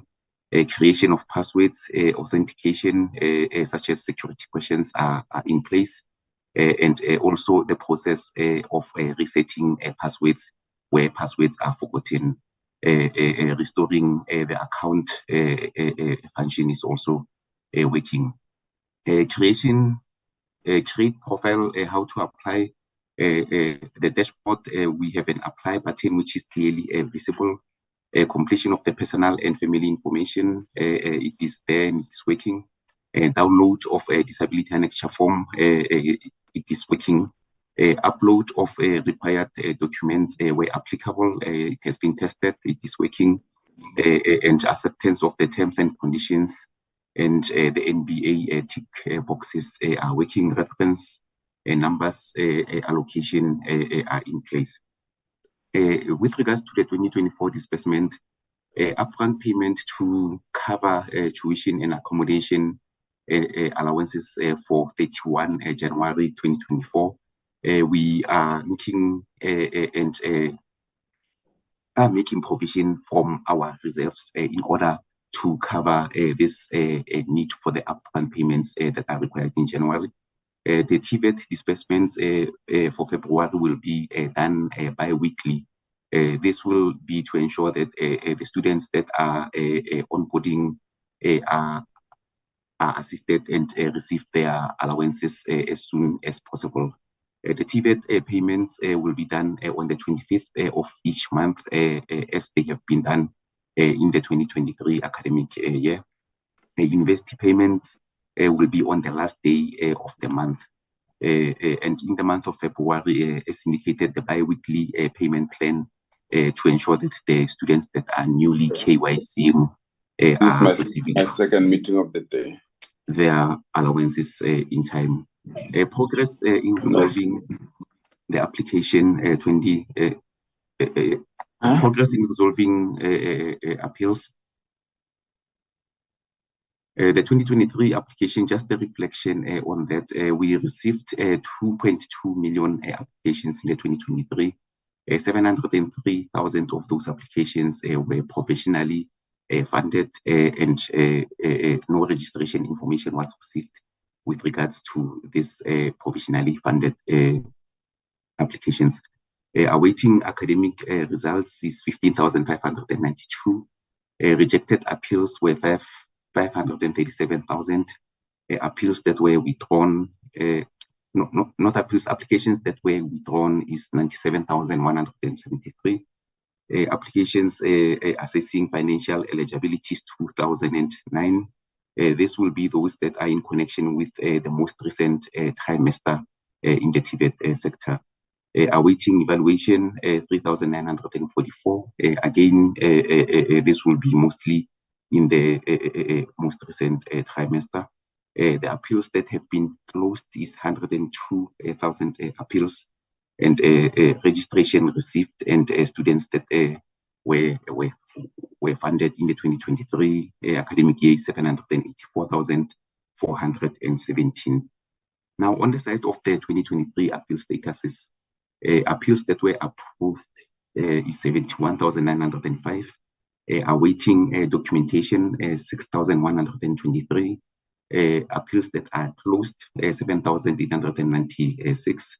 Rejected appeals, 26,336.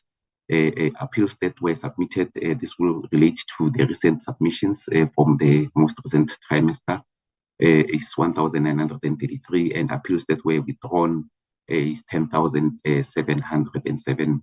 The total number of appeals for the 2023 academic year is 192,900 appeals, and communication has been sent to all affected students. Update on the disbursement on the university registration versus payments. Number of registration received is 516,000, and the projected amount is 39.7 billion. The number of disbursements is to 498,581 students, and the disbursement amount to date is 33 billion. When we look at the onboarding stats, the onboarding list, the amount of students that were there is 479,627, and KYC was completed to 410 students. This gives us 85% KYC completed. The number of cards that were issued is 174,101, and pending KYC is 81,000, and that amounts to the 15% that did not KYC. On the side of the TVET colleges, the registration versus payment, number of registration received is 304,000. Projected amount was 7.7 billion. Number of students disbursed is 235,000 students, and the total amount disbursed is 6.5 billion. And the TVET onboarding stats, total onboarding amounted to 252,000 students. KYC completed to 112,000 students. That amounts to 90% KYC completed, and 10% is still outstanding. On the side of the budget, Chairperson, projections for the 2024 academic year, I have this slide, which is more narrated on the next slide, that reflects on the TVET budget.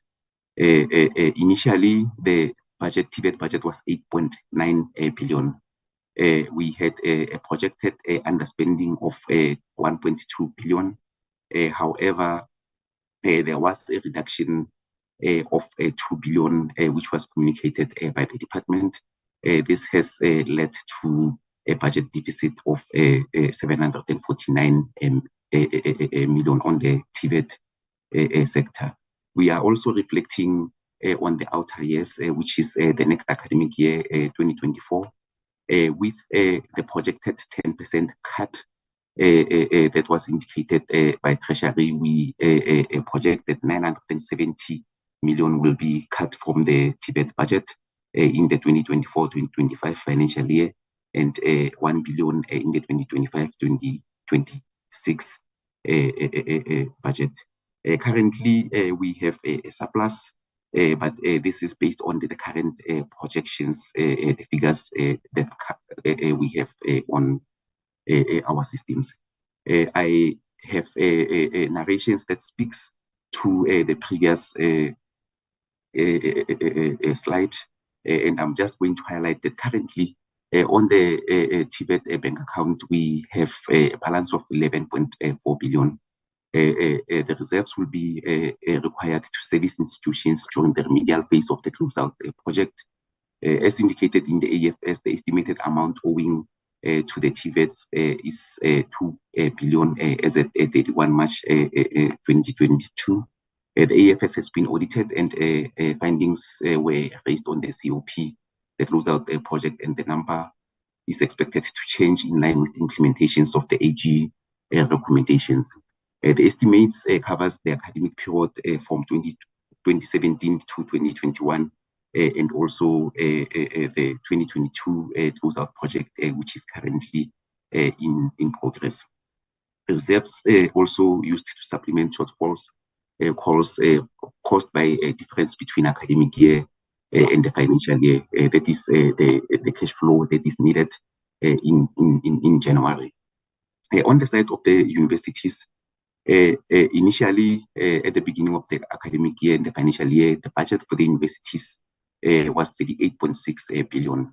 The projections to date is 89.7 billion, which gives a deficit of 1.1 billion. When we look into the outer years, that is the 2024-2025 financial year, the 10% cut, which has been communicated by Treasury, is projected to be 4.1 billion. This will result in a projected shortfall on the university's budget of 5.5 billion. If you look into the next financial year, the projection there is 8.1 billion. I am going to skip this budget, this slide, Chair, as it speaks to what I have just touched in the previous slide. The risks linked to student funding cuts, the potential changes in the projections could result in material shortfalls in supporting TVET students, possibly resulting in an increase in student protest due to a decrease in headcount funded. Insufficient bridging finance available to fund shortfalls caused by the difference in academic year and financial year, and or caused by the timing of receiving of the tranches. This could have a severe impact on the sector, as NSFAS may not be able to pay allowances on time and when most needed by the students at the beginning of the academic year. Inability to fund, to fully fund university and TVET students, and appeals due to funding shortfalls. Looking at the number of affected students by the budget cut, we have made some assumptions. The average cost per student is increasing by 6% from the audited 2022 academic year. Average cost per student amounts to 63,395 for the 2024 academic year and 67,000 for the 2025. The numbers that will be affected based on the calculation of the 10% reduction in the university funding will result in 87,712 students left unfunded in 2024 academic year period, and increasing to 120,976 in students in the 2024-2025 academic year. Looking at the applications received to date, We have received from 21st of November to today, which is the 29th of November, 205,752 applications. 47,416 are incomplete, and the students are reminded to complete the application. 2,699 applications have been received, and these are still to be processed. The applications that have been withdrawn to date is 2,386. Rejected applications due to unverified parental relationships, it's 18,762. We have requested additional documents from the students. Applications that are at assessing financial eligibility, 27,352. Provisionally funded is 73,685. Appeals which have been submitted to date is 8 appeals, and 29,984 applications are awaiting academic results, which we expect from 15 December to January. The 2024 policy status, the NSFAS eligibility criteria and conditions, financial aid, which is a policy standard for funding of students, is reviewed annually. The key performance indicator as per the strategic objectives requires that this policy is updated prior to the commencement of the new academic year. There are already sections that need to be reviewed within the current policy standard based on the improvements in our funding processes and our efforts of being student-centric. We have received inputs and comments from various stakeholders in the sector. After the inputs were received, they were incorporated into the policy for further considerations and approval by the NSFAS board. The board has made their recommendations, and upon those recommendations being implemented, the board has indicated that the policy be approved. As part of the board recommendations, the policy has been sent to the legal unit for the final review. Once this is finalized, the policy will then be sent to NSFAS copyright unit for branding. The policy will then be ready to be sent to the minister for concurrence. This slide, Chairperson, indicates all the stakeholders that we have indicated to date. The process started in June, and the last stakeholder that was consulted were university SAPCO on the 20th to the 22nd of November. Measures in place to detect fraud and fraudulent applications. NSFAS will be introducing biometric authentication to detect fraudulent applications. This will also be used on receival of registration by asking students to confirm their institution of a study, which will then address the duplicate registration challenges. By virtue of the student confirming the institution, the NSFAS will then reject any registration received after a student is confirmed.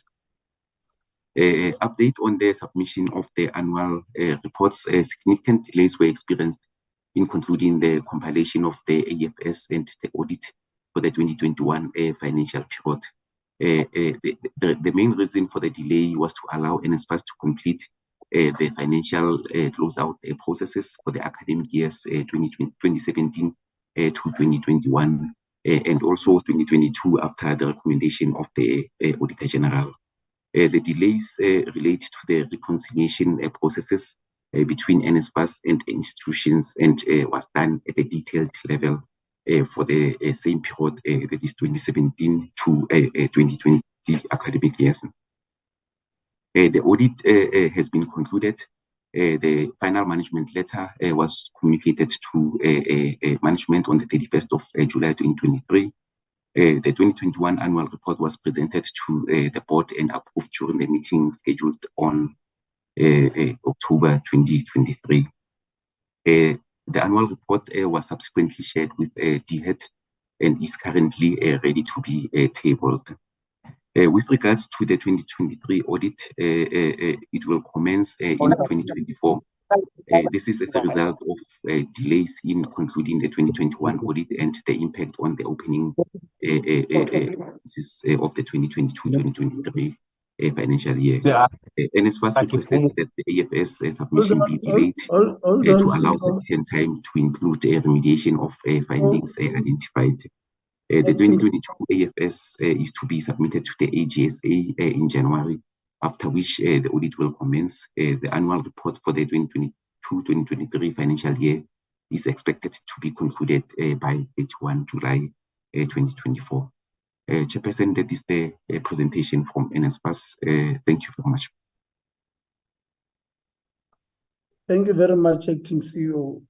Anele, who keeps muting me there when I'm calling order? No, I didn't mute you now, Chair. Sorry? I didn't mute you. Who was muting me? Because Ngobo was disrupting the acting CEO and I wanted to call order on him. But you guys kept muting me here. Thank you very much, NSFAS. You can take down your presentation. Any closing remarks, Chair? Thank you so much. Just one matter I would like to bring to the attention of this honorable committee. It's a matter that was raised by both USAf and SAUS, the impending budget cuts for higher education funding. The consequences are just too ghastly to contemplate. We would really request the honorable committee to take note of that and the impact this may have in instability in the next academic year. It's just too ghastly to contemplate. Thank you. Thank you very much, Chairperson of the Portfolio Committee. SATVETSA, are you here now?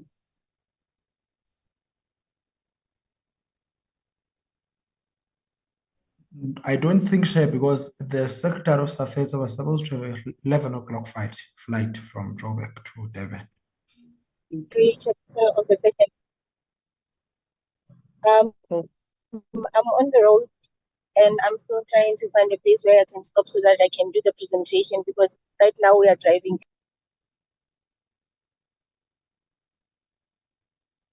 Yeah, no, I think these guys, they are not ready. Don't no, they're not ready. Hold on, Honorable Shugamba. I think we have received their presentation. They will be able to listen while it's driving.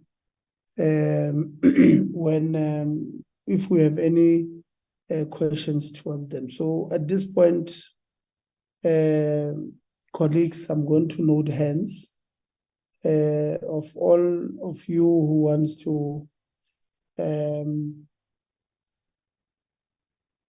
engage all the reports. So we have the report from USAf, the first one. Then we have the second one from SAPCO. Then we had SAUS. Then we had NSFAS. And we also have a presentation from SATVETSA, who unfortunately they aren't able to present now because of transit challenges. But we sympathize with them. I think because you had received, colleagues, you had received the application, their presentations. Please also make reference to them. They will take notes whilst on the road, and then they will respond. Thank you very much. I will start with Honorable Pillay, followed by Honorable Mandla, Shikwambana, and then followed by Honorable Chantel King, in that order. Thank you very much, Honorable Chairperson and Chair. Let me note and welcome all of the presentations and the updates. Chair, without wasting any time, let me go to USAf. Given the delays that they have experienced in terms of the higher education qualification sub-framework and the alignment process in replacing BTech and advanced diploma qualifications, this has caused decreased enrollment and impacted achievement of the targets. The question is, where is the process? What has caused the delays? And please clarify whether these delays are likely to impact enrollments at universities. And if so, what has the department done to work with CHE and universities doing to mitigate these challenges? And then what is the view of USAf on this alignment process delays? Chair, what is the percentage of tuition and accommodation increase for the 2024 academic year? And then there was this phasing out of the N1 to N3. Where is the process? TVETs, are they not going to enroll students for N1, N3 in 2024? And when will the process be completed? And Chairperson, can I be protected? Yeah, I wanted to see who's that person, but my biggest problem here is with the Mamspia. Mamspia. Please mute. No, my biggest problem is Mamspia mute. Oh, akayithandi leyo siyazana.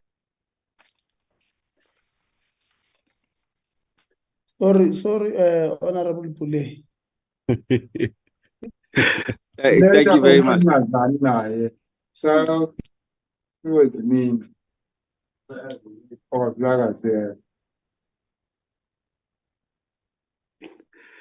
Thank you, Chairperson. Thank you very much, Chairperson. So on phasing out of N1, N3, where is the process? Will it mean that TVETs are not going to enroll students for N1, N3 in 2024? When will the process be completed? Can the department confirm whether all TVET colleges have procured learner-teacher support material for the 2024 academic year? Then, Chair, compared to the 2023, how will the projected 2024 enrollment increase? Again, on USAf, the date for UniZulu is not provided regarding the calendar planning announcement of the academic year for 2024. Why is this so? And then lastly, on USAf, which of the universities indicated a shortage of accommodation? Chair, in respect of NSFAS, in terms of the 2023 applications, there was 97,173 had a withdrawn status. This is actually a very high number. Why is this so? Considering the TVET budget, has the entity thus far engaged DHET on the unclear indication? Then a very important one, Chair, is in respect of decentralizing, or you want to call it, for lack of a better word, regional. What is the plan? Is it something that's going to take place in 2024? Is it something that's still projected to take place?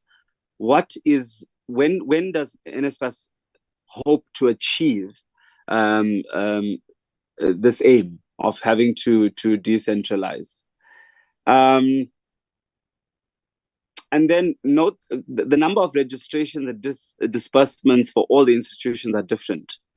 Have the universities provided any reason for this to the entity? Thank you, Chair. Thank you, Honorable Piling. Mindlos. Thank you, Honorable Chair. Let me greet all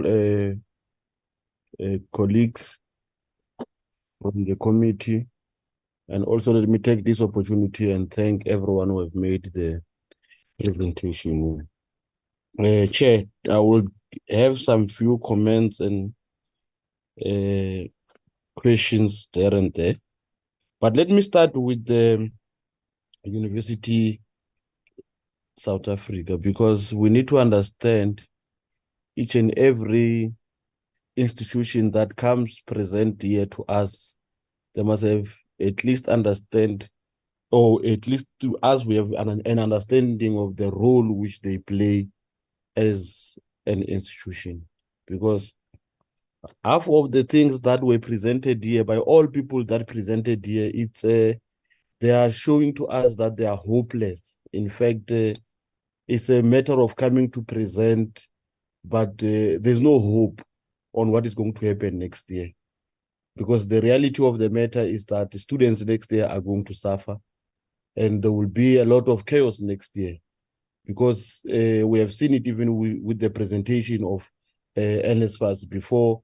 They can even continue presenting. They gave us how they are going to give us half-cooked presentation, because they are not done. Also, they're not prepared for intakes of next year. So we are anticipating a very chaotic academic year, beginning of next year, because there will be a lot of problems. There will be a lot of, let us anticipate the protest, because we know when there are problems, how students behave, some of us. And we know to what extent that it may be in terms of affecting the smoothness of the registration. But one that I want to know, when I heard the University South Africa presenting here, I did not hear them speak much on the...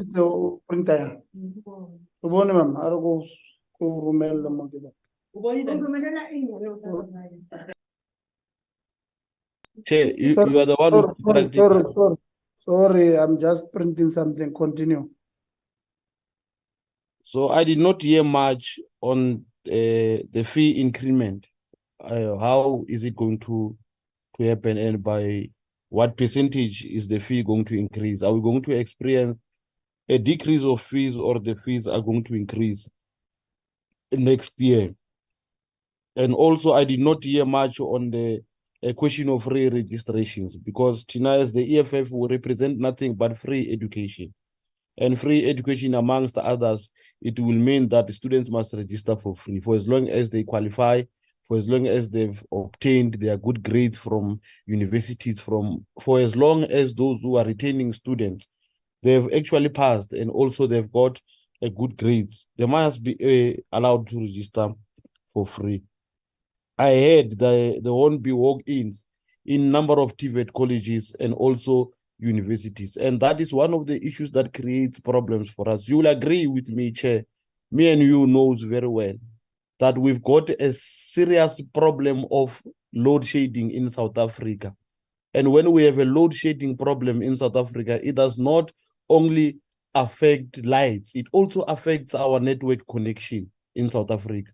And majority of these universities and TVET colleges, they say they've opened an application online. And online, it needs you to be connected somehow. And with this number of load sheddings we had throughout the year, and now we are sitting at stage 6 as we speak, and we do not have network connections, majority of our students. Or above that, let that issue alone of load shedding, put it aside alone. But a majority of our people come from rural communities where they are even struggling with network themselves, even outside this load shedding crisis, and now are subjected to go to apply online. They do not have smartphones to start with, no enough internet cafes where they come from. There's no network where they come from. There's no electricity where they come from. And now they are told that they should go online and apply. And if they don't do that, they won't be allowed to come to do a manual application in the universities when universities open. And I see that as a crisis, to say, where are we actually taking these kids? What are we actually saying to our students or prospective students who have qualified and passed very well, but want to go to universities, but because of some shortcomings, they couldn't go online and apply. And now they are told you can't go to school because you did not apply. I still push that let that be really a thought, and then we go back and allow these walk-ins to come January and do the late applications so that we don't experience problem, because that will be one of the issues that will get us into crisis come next year as we proceed with the registration. Historical debt. There are a number of students who are affected now as we speak. They can't acquire their certificates to go and graduate, or even after graduating, they can't get their certificates, they can't get their diplomas, they can't get their degrees as we speak now because of the question of historical debts. There are also a number of students who cannot progress to the next year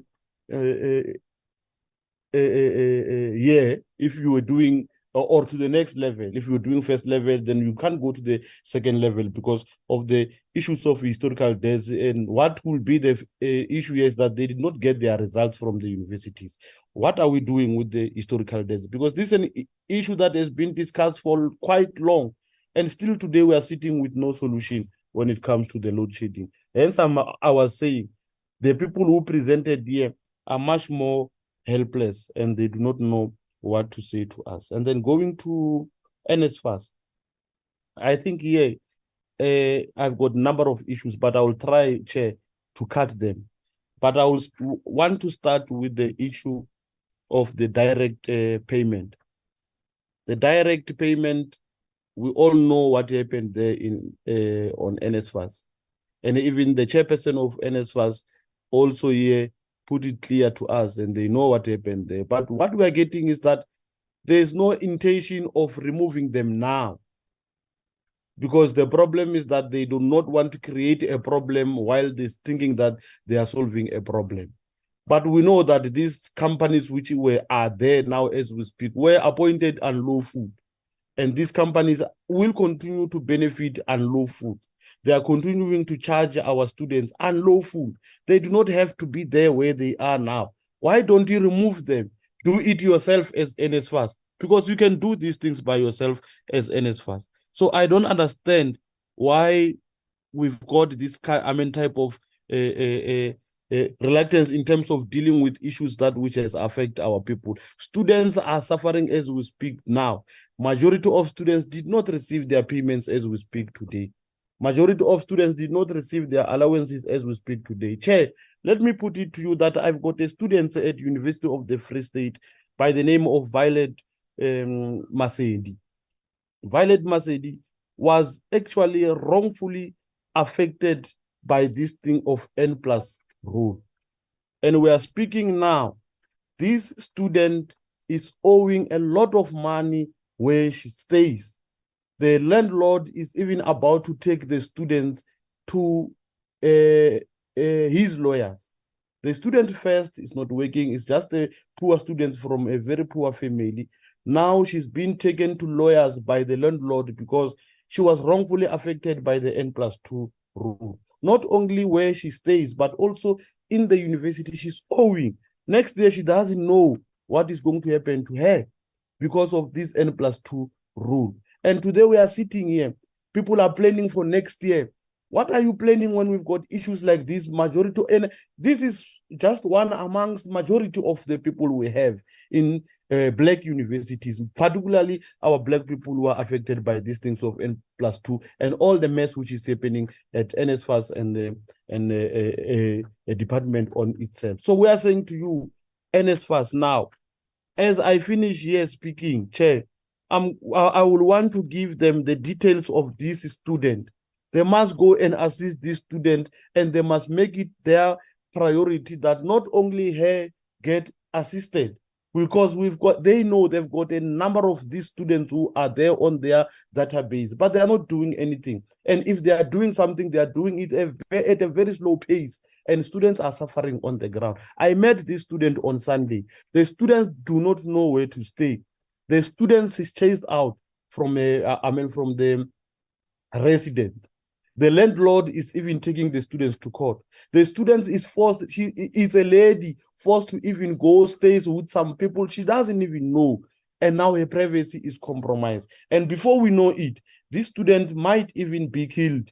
Like we saw in other universities where females are being attacked, females are being raped, females are being stabbed unnecessarily, because these people are vulnerable. They end up going to their boyfriends, staying with their boyfriends, and abusive boyfriends for that matter, and they end up stabbing them, killing them, and raping them. And before we solve this matter, I'm telling you, we're going to have a lot of issues come 2024 as we go for registration next year.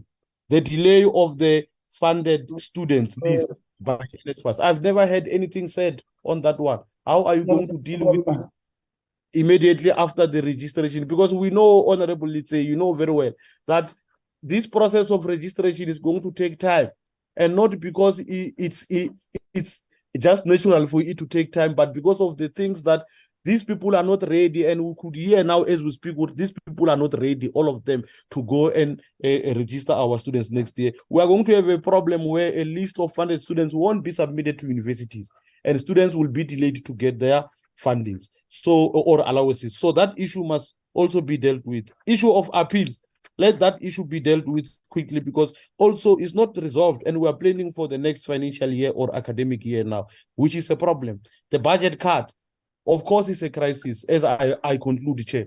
The budget cut from the Treasury to the department is very worrisome.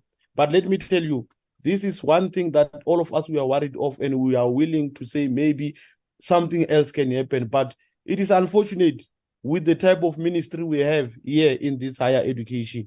It is also more unfortunate with the type of ministry and the treasury we have of South Africa, because already they told us, or there's no money. What needs to be done is that South Africans come 2024, next year when we go to vote, let's vote these people out, because they are not doing anything, these people of the ANC. They are cutting budgets. They are not even prepared of anything. But it's good enough, because next year we're going for national elections, and the EFF is going to take over, and the EFF will rescue the people of South Africa. Thank you very much, Chair.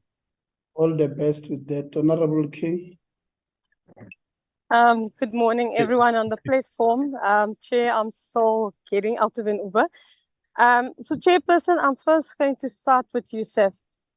We are aware that National Treasury has also cut on university subsidies, which will also have another ripple effect when it comes to enrollment of students and also the general operations of universities. We are aware that we have some universities already that are experiencing a shortfall, but because of the cash reserves, they can still continue. So I just wanted to find out, we've seen that the applications are more than the ones that they can enroll at all the universities.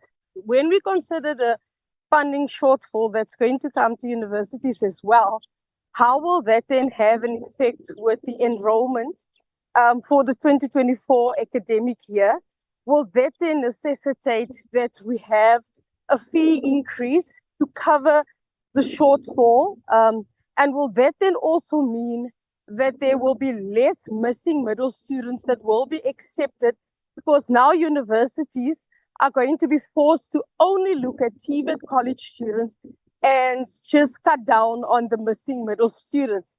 So when we consider this, has USAf had any engagement with the Department of Higher Education and with private institutions as to see how they would then be able to absorb these students that will not be able to get funding? And how will we look at private institutions to ensure that they, at the end of the day, receive more accreditation to offer more courses up to doctoral level at the private institution? So that is going to be very crucial for 2024. I'm moving over to NSFAS. We did indicate the 2 billion shortfall about 3 weeks ago to NSFAS. We sent out various statements to say that this is going to have a ripple effect on the academic year. We wanted answers with the direct payment service providers. Point number one, will they still be providing direct payments to students? And then if so, in lieu of the Werksman's report, what effect will that then have in terms of maybe incurring irregular expenditure or any legal costs that will be incurred, considering that these direct private service providers are saying they're taking NSFAS to court should there be any changes made to this. So those are the questions we need. Also, Chairperson, with the SIU, we've seen that some monies has been paid back by some institutions. I just want to find out how will that be used to cover the shortfall that's going to occur next year? What arrangements they have in place to ensure that when protests are going to occur, that SAPs are involved and private security members are involved to safeguard the infrastructure of TVET and universities. What discussions so far that they have with the Minister, with the Department of Finance, Treasury, to ensure that they looked at ways to mitigate any bigger funding shortfall? Because we should keep in mind, this year alone, we had over 2 million people that were applied, and we could only sort of cover 1 million. Basically means defunding will occur again. We will cull more students out of the funding process. Now, with all that being said, Chairperson, the whole academic year just starts with NSFAS. If NSFAS mess up, everything is a mess at the beginning of an academic year. So we need answers to ensure that what happened in 2021 will not happen again. Remember, Treasury had to bail out NSFAS for 3 years. I said so in some previous meetings that the 3 years are over. So plans should have been put in place to ensure that extra funds was made so that we don't have this situation now. So now we're sitting with this current situation. We're not getting sufficient answers. Appeals are outstanding. Lots of students still need funding. So I just need better clarity from NSFAS. Thank you. Thank you, Honorable King. We're still on the state of readiness. Babunga. Thank you, Chairperson, and good morning, everyone. Chairperson, I just have 3 questions for NSFAS. Earlier on, I think it was SAUS that indicated that most students are likely to start applying for NSFAS in the January period. So NSFAS is likely to receive a huge number of applications during that period. So I just want to check with NSFAS if their system is stable enough to receive a huge number of applications at the same time, and if the system will not crash and cause problems as students are applying. The second one is the acting CEO of NSFAS indicated that the internal and external communication plan has been completed. So I just want to understand, what does this plan entail, and how is this plan helping NSFAS communicate with the students across the country so that they have information and know what is happening, especially with regards to the application period. And the last one is on the withdrawn applications. So I just want to find out from NSFAS, and maybe to ask NSFAS to give clarity on the withdrawn applications. Is it students who apply and then subsequently withdraw the applications, or is it NSFAS that withdraw the applications? And so just maybe more clarity on that. Thanks, Chairperson.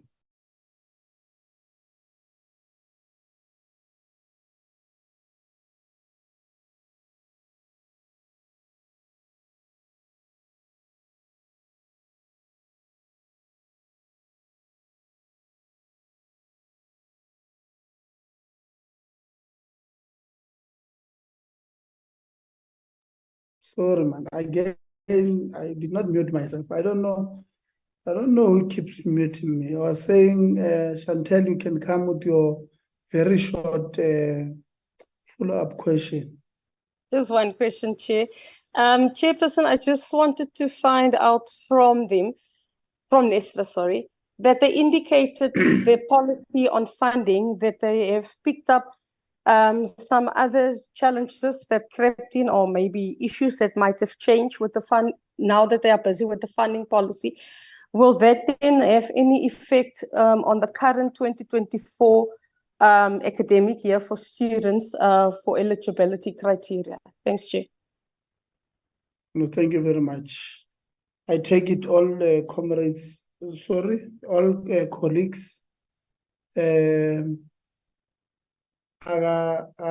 covered. You don't have any questions to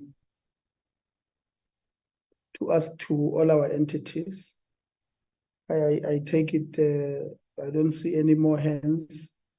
I suspect you colleagues are sorted.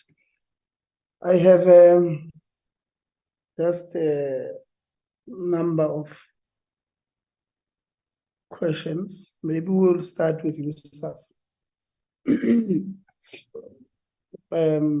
USAf, we appreciate the presentation that you brought forward to us in this meeting.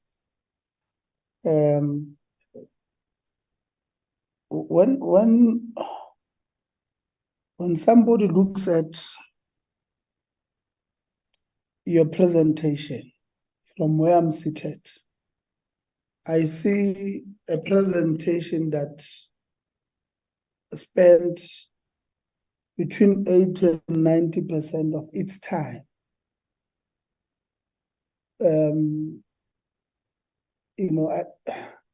identifying the problems at NSFAS. And well, I was hoping that that was not going to be the case. Each and every entity that we bring here, they've got a responsibility, a role, to play in making sure that we have a seamless registration period. Okay, let me make an example. There's a young boy who had applied last year at a number of institutions. Applied at Nelson Mandela Bay University, NMMU, but also applied at TUT, Tshwane University of Technology. And then at the beginning of the year, this child went to Tshwane University of Technology. This kid, I'm following this story of his because it proves exactly what I've been saying all along. NSFAS or what do you call the financial aid at TUT says to this child, you are registered at NMMU. This child says, I did not even accept an offer, let alone registering. So the whole year, this child in June, his friends had to try and get him some money so that he can write exams, not on an empty stomach. But today, the matter is still not solved. Let me tell you why the matter is not solved. The child writes to NSFAS and says, I'm told I'm registered at 2 institutions, which is not true. I'm told that I can't get my allowances because I'm registered at 2 institutions.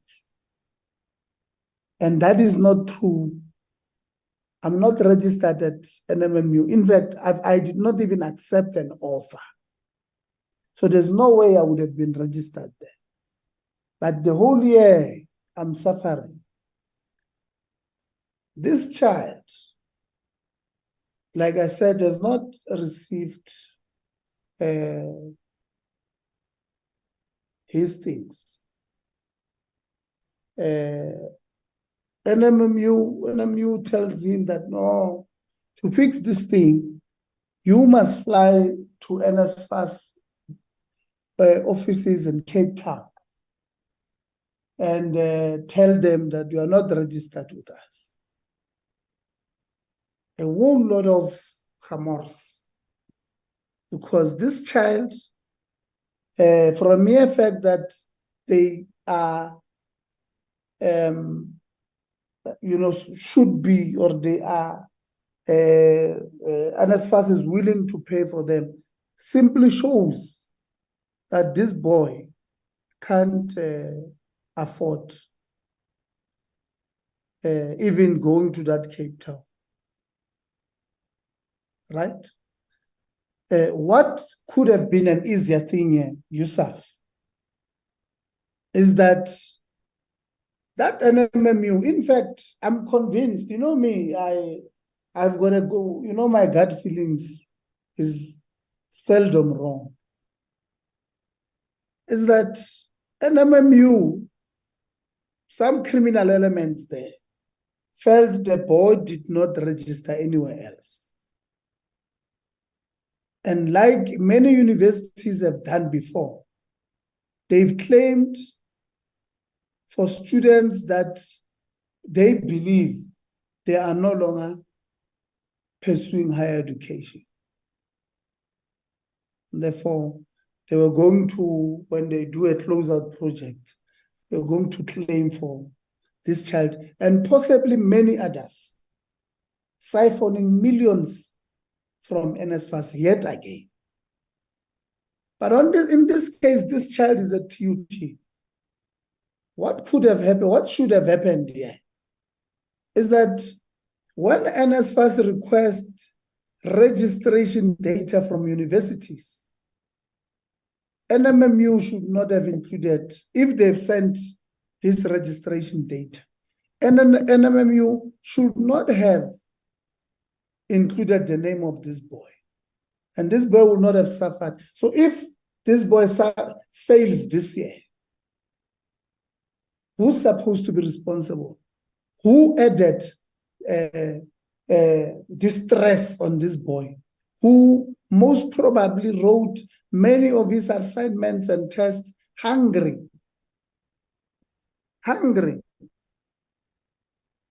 And we want to come here as USAf and not acknowledge, because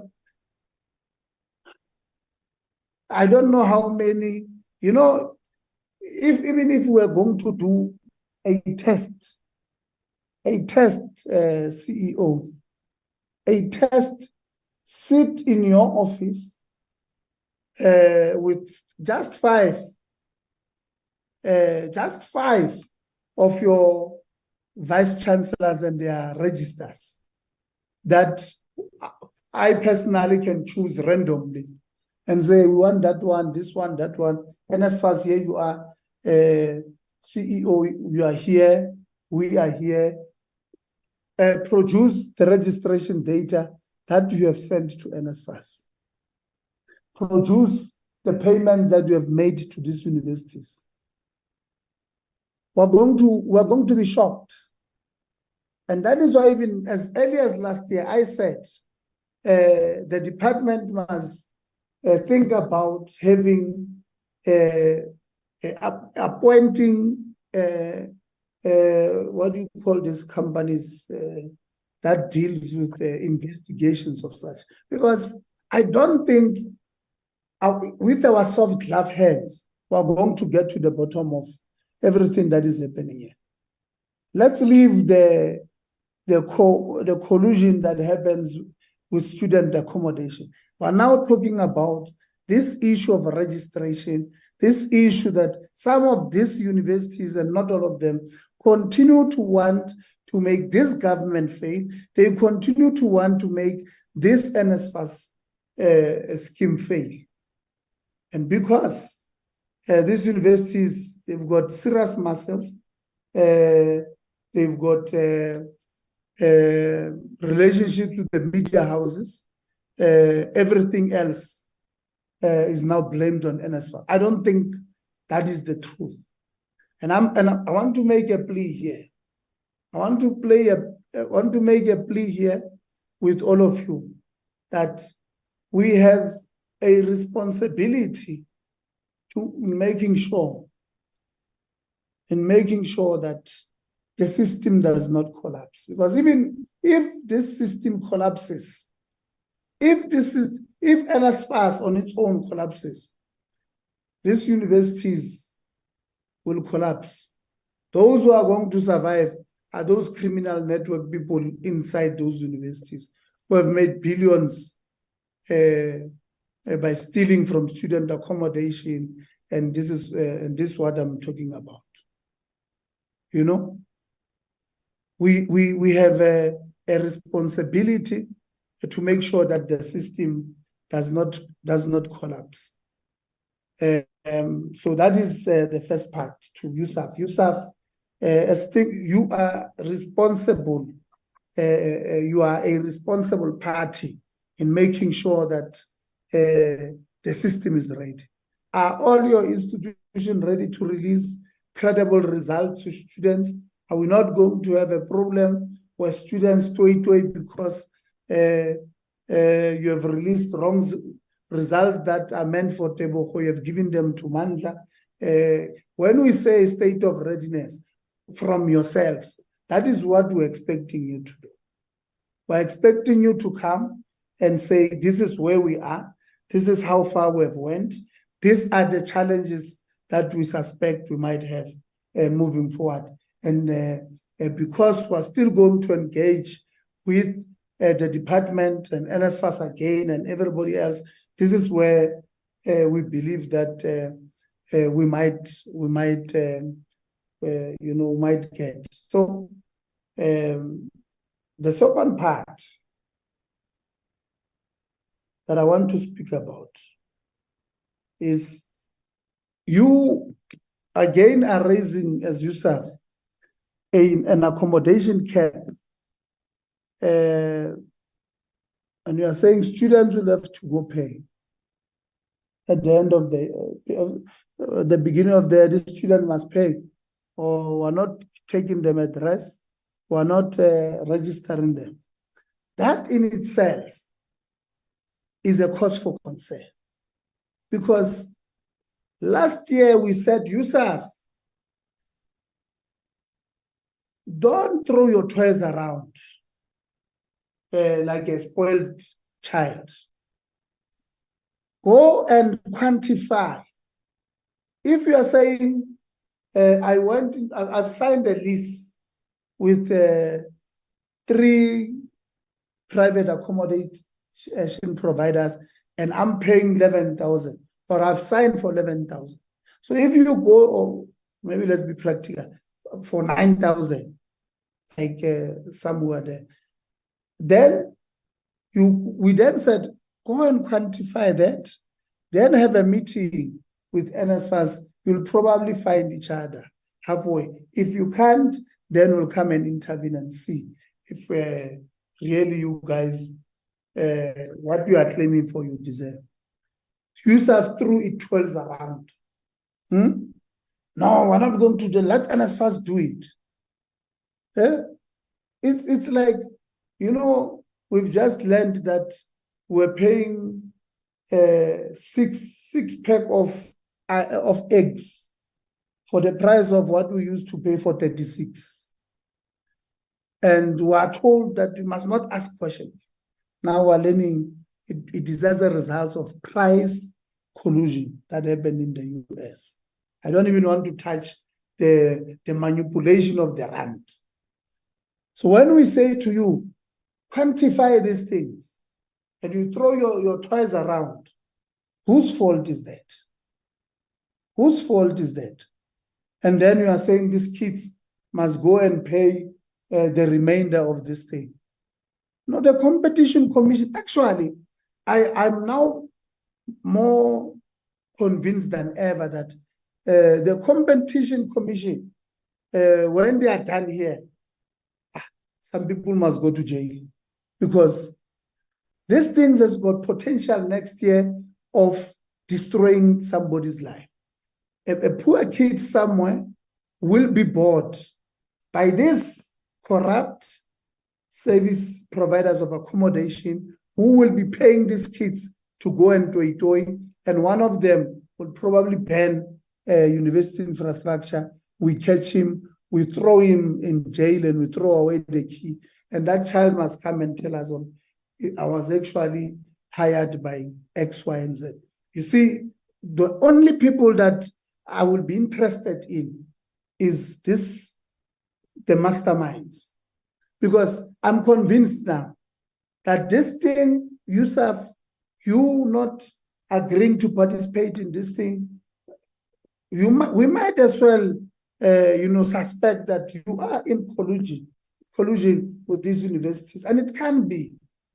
An education in this country and anywhere else, it's a country's good. It's a social good, but not here. You guys are not showing us that you want to play ball. Over and above the fact that this government at grants alone are giving you over 40 billion on infrastructure grants so that you are able to survive. You still want to maximize. In fact, this one is not even maximizing. I feel that they're stealing, blatant stealing, and we must call it like that. It can't continue like this. It just cannot continue. So I want to employ about in you, USAf, that tell those people of yours not to continue with this mess that they are trying to do. And to SAPCO, they spoke about equalizing funds between the universities and TVETs. Generally speaking, I am with you on that part. I just believe that the fiscus of this country don't agree, especially when you have some business people who build a one room and wants to charge us 9,000, want to tell us about all kinds of things. So possibly at this stage you might not have that thing, but I want you to confirm, is it true that some of your TVET colleges, especially in Limpopo, I think if I'm not mistaken, was in the Capricorn district, if I'm not mistaken, where there is an allegation that your TVET colleges or college there has given accreditation of a sheikh, Mukuku, Zozo, have given accreditation of sheikhs, and because NSFAS was not doing accreditation, they didn't know that this thing is Jojo. This thing is Zozo. It's Mukuku.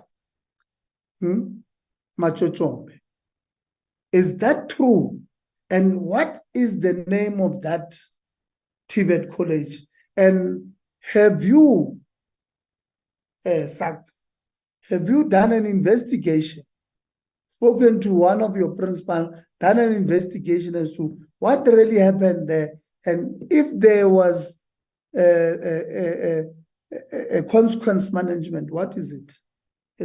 Because those people don't deserve to even, those ones are the ones that I don't like seeing people being fired. But these people who does this, who steal from the state and then subject our children, double jeopardy, to this kind of behavior, those ones, they don't even deserve a hearing. If I were me, I'll fire them, see them at CCMA. You know, what is the consequence management as far as those people are concerned? And then SAUS,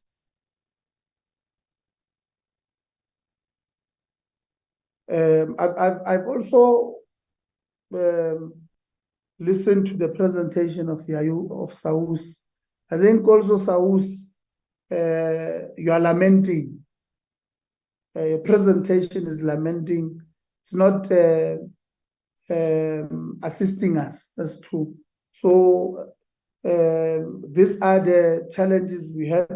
These are the proposals that are progressive that were proposing. As students, we are going to do 1, 2, 3, 4. We ask the management of NSFAS on this one to meet us halfway as we do 1, 2, 3, 4. The management of the department to meet us, the universities to open their doors and meet us halfway as far as X, Y, and Z is concerned.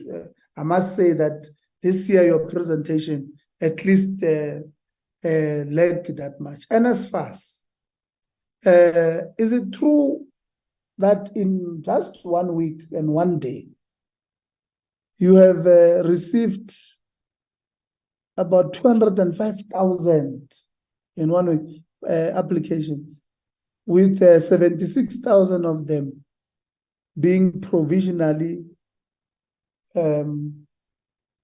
approved? If yes, no, whatever. Tell us how many of the provisionally approved are from SASSA beneficiaries. And in one of your presentations, I saw, again, you have a lot of appeals. I just want to open the slide so that we speak to something that we're looking at.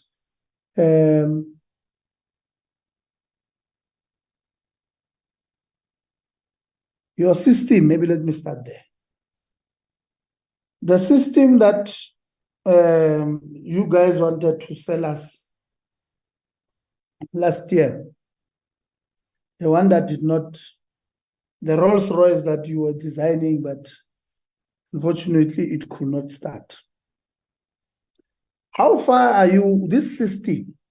Because last year, if we remember correctly, we went to NSFAS with students to apply so that we see how easy this system of yours was. And we realized that 1 month later, the system is not right, because it still allowed me to proceed forward, even when on this slide, it needs an ID, a 13 number ID. I put a date of birth with no ID. It allows me to go to the other side, which we then said that, you see, if you allow it to have that problem, then we are going to have serious problems, because we are not going to have a system that works. We're just going to be perpetually on appeals. Because I see now on one of the slides here, you have also put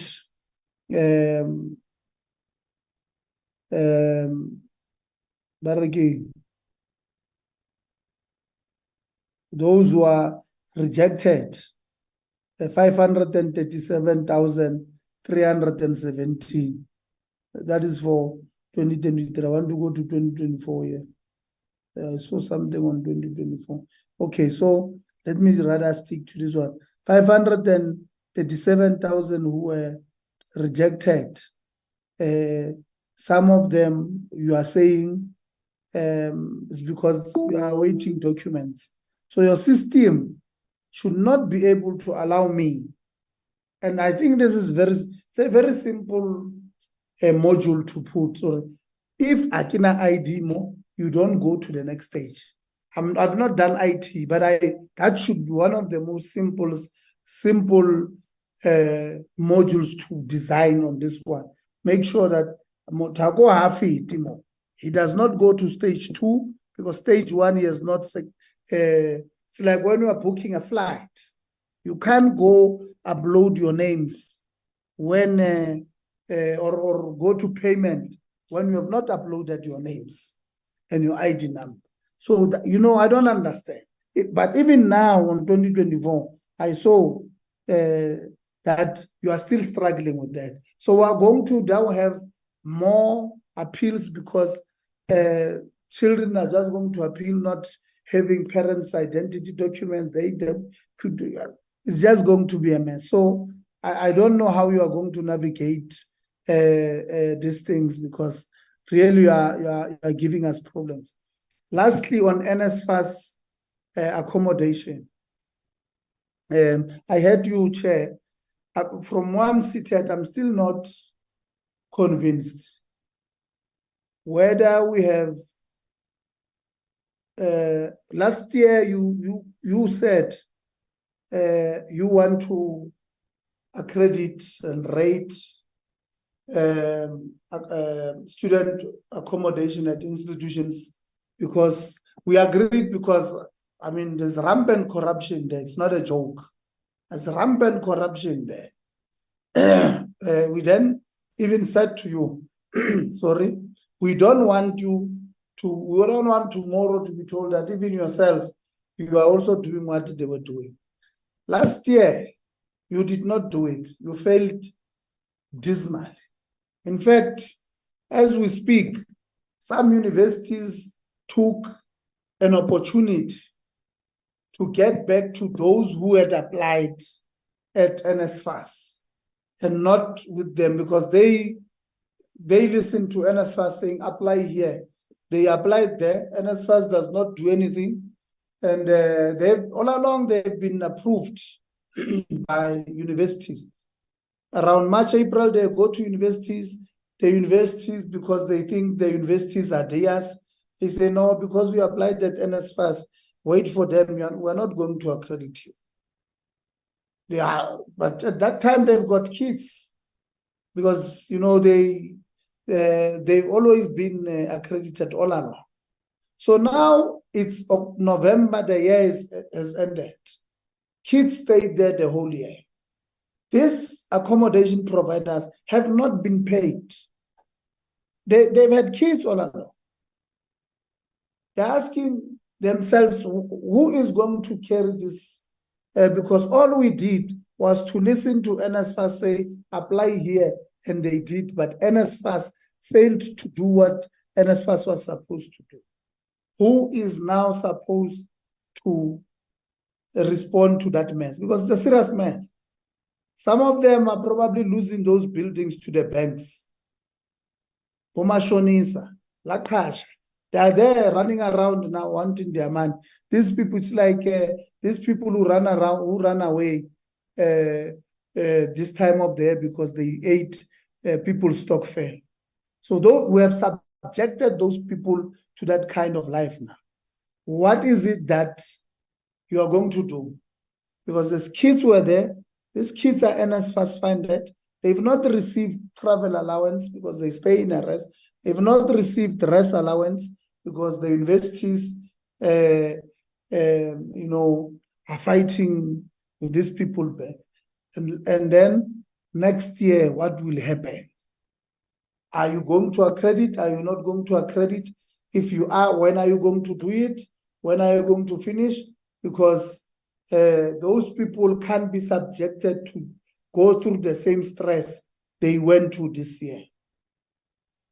Thank you very much. I'm going to allow SAPCO to start first, and then I'm going to allow SAUS,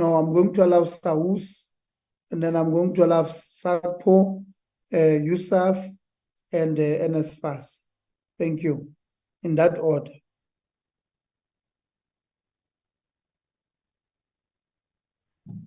No, thanks, Chair, and the honorable members for a quite frank reflection on our presentations. I think ours I don't think it's necessarily a questions from your side, Chair.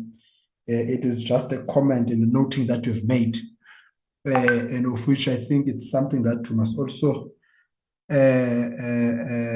admit to. But also I must indicate, Chair, that we have been making strides to meet with NSFAS and the department, particularly before the finalization of the funding guidelines. But it's something that we thought maybe we shouldn't include because seemingly they were still up and down. But what we wanted was to meet with them before we can actually go to holidays. But I do agree that in some areas, we didn't reflect much on the universities, of which we normally do when it's our presentation. I think we're focusing mainly on the challenges that are really stressing us as far as the beginning of the academic year come 2024. But well, moving forward, Chair, we will improve. I thank you very much. Thank you very much, Nopala. Progressive. SAPCO.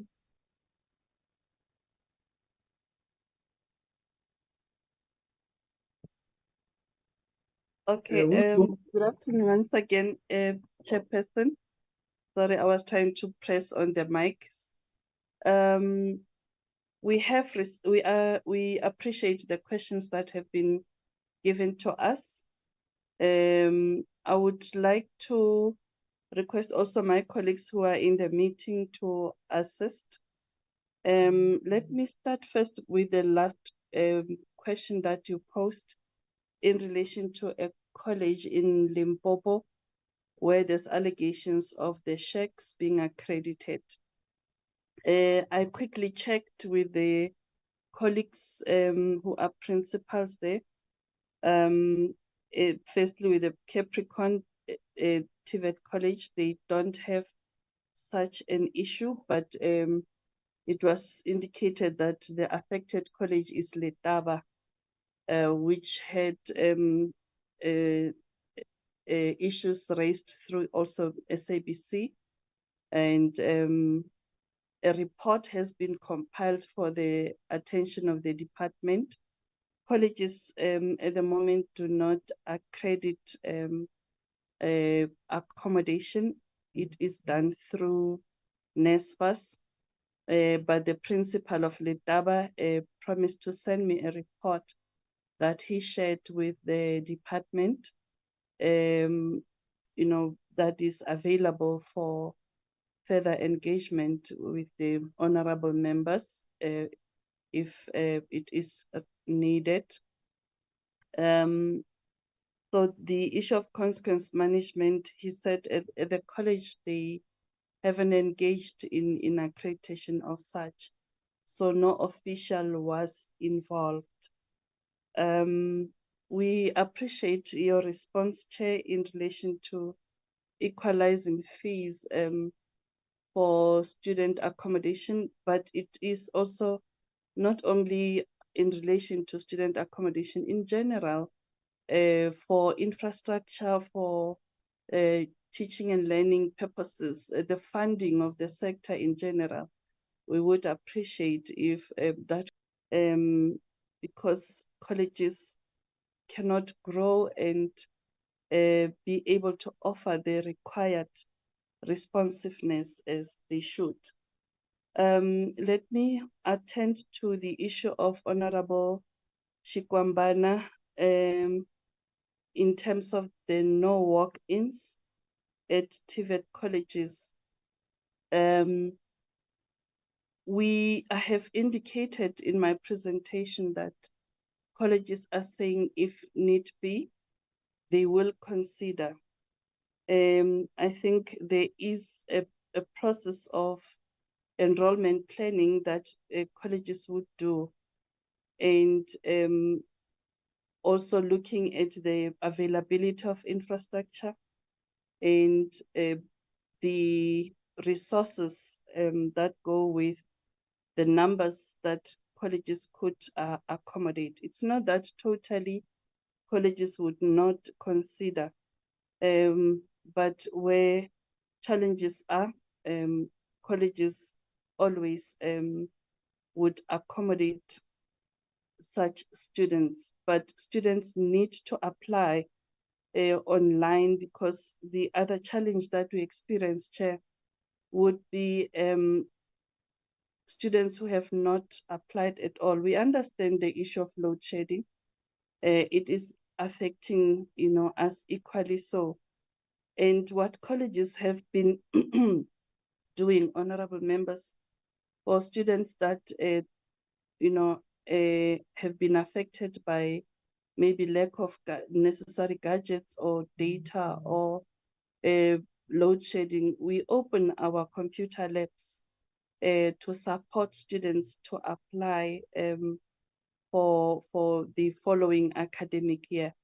In some colleges, they do roadshows to different towns and townships to as a campaign for the preparation for next year and support young people to access TVET education.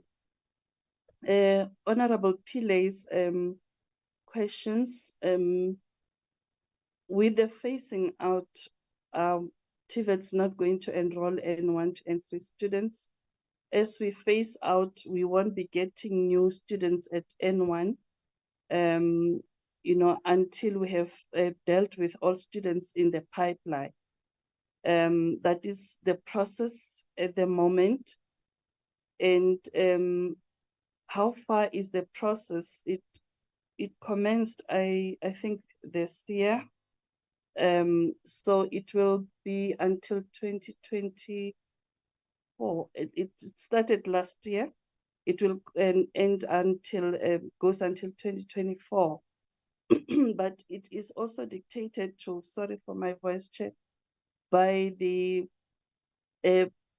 affected students who are in the pipeline, for us to be able to deal with all students who had enrolled for N1 to N3 engineering programs. So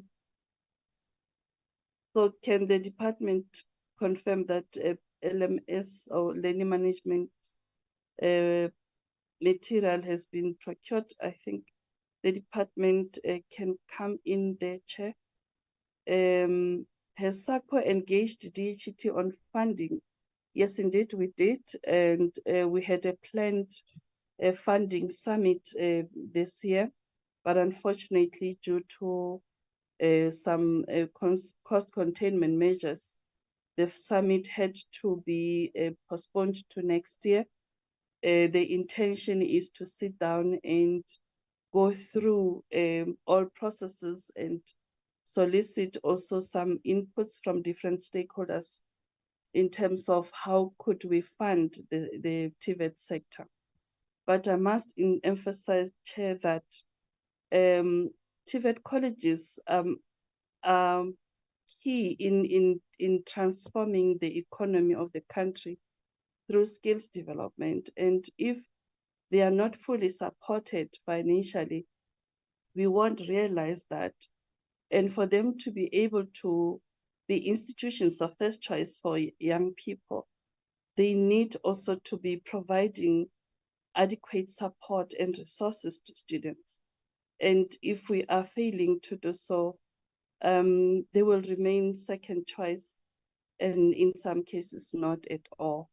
But we are there because we are servicing students who cannot afford university education and who need our support as institutions.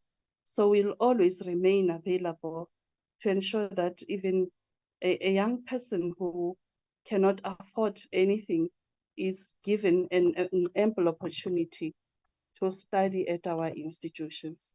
Chair, let me pause there.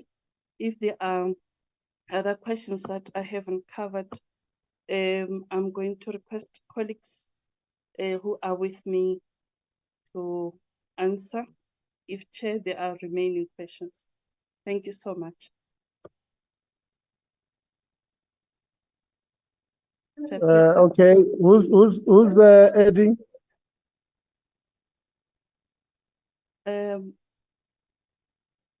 Okay, I'm going to request the SG to come on board, Mr. Pike.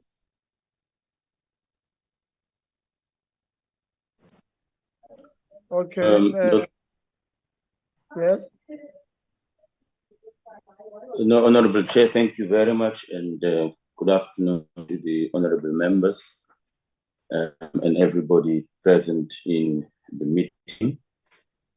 It is just a small addition to the question that was raised by the Honorable Pillay to indicate that the phasing out of N1 and N3 engineering programs is a ministerial determination. And therefore it ought to be implemented, but also equally, to say that we are not phasing out N1 to N3 engineering programs and therefore do away with such programs or related programs, but it's also then the opportunity for colleges to bring in the Quality Council for Trade and Occupation Qualification that is in line with those that are phased out. So the content or the curriculum will still be offered, but that will now be done in line with what is determined by the Quality Council for Trades and Occupations. And you would understand the Quality Council for Trade and Occupations qualifications are done in such a way that the colleges are now forced to have workplaces as partners to the ultimate graduation of the students that would go through that process. So it is implemented in conjunction with workplaces as well, so that students who graduate are relevant to the workplace. And then in as far as the phasing out of the N1 to N3 is concerned, the president has indicated that the pipeline students will still be accommodated. But then also in terms of the N1 to N3 qualification, there are programs or subjects that have been identified to be key subjects and might be standalone. Those subjects will still be offered until such time that the Quality Council for Trades and Occupations has recalculated those subjects and have now developed a new framework to be able to accommodate those subjects. That is as far as the addition that I wanted to do. I know there was a question on textbooks as well. We have indicated that all textbooks have been procured, but I think the Honorable Pillay was making reference to the department to confirm whether those textbooks had been procured. And I unfortunately will not be able to speak on behalf of the department in this meeting. Thank you very much, Chair.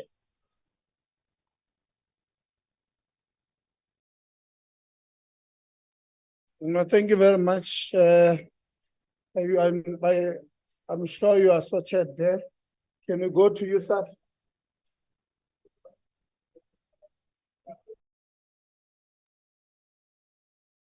Thank you very much, Chair, and thanks for the engagement with the presentation that we have made as USAf.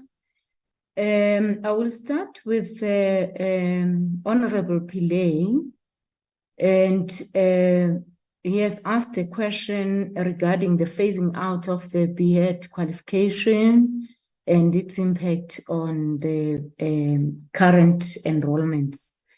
I would rather respond to that in writing, Honorable Pillay, on where we are regarding that issue.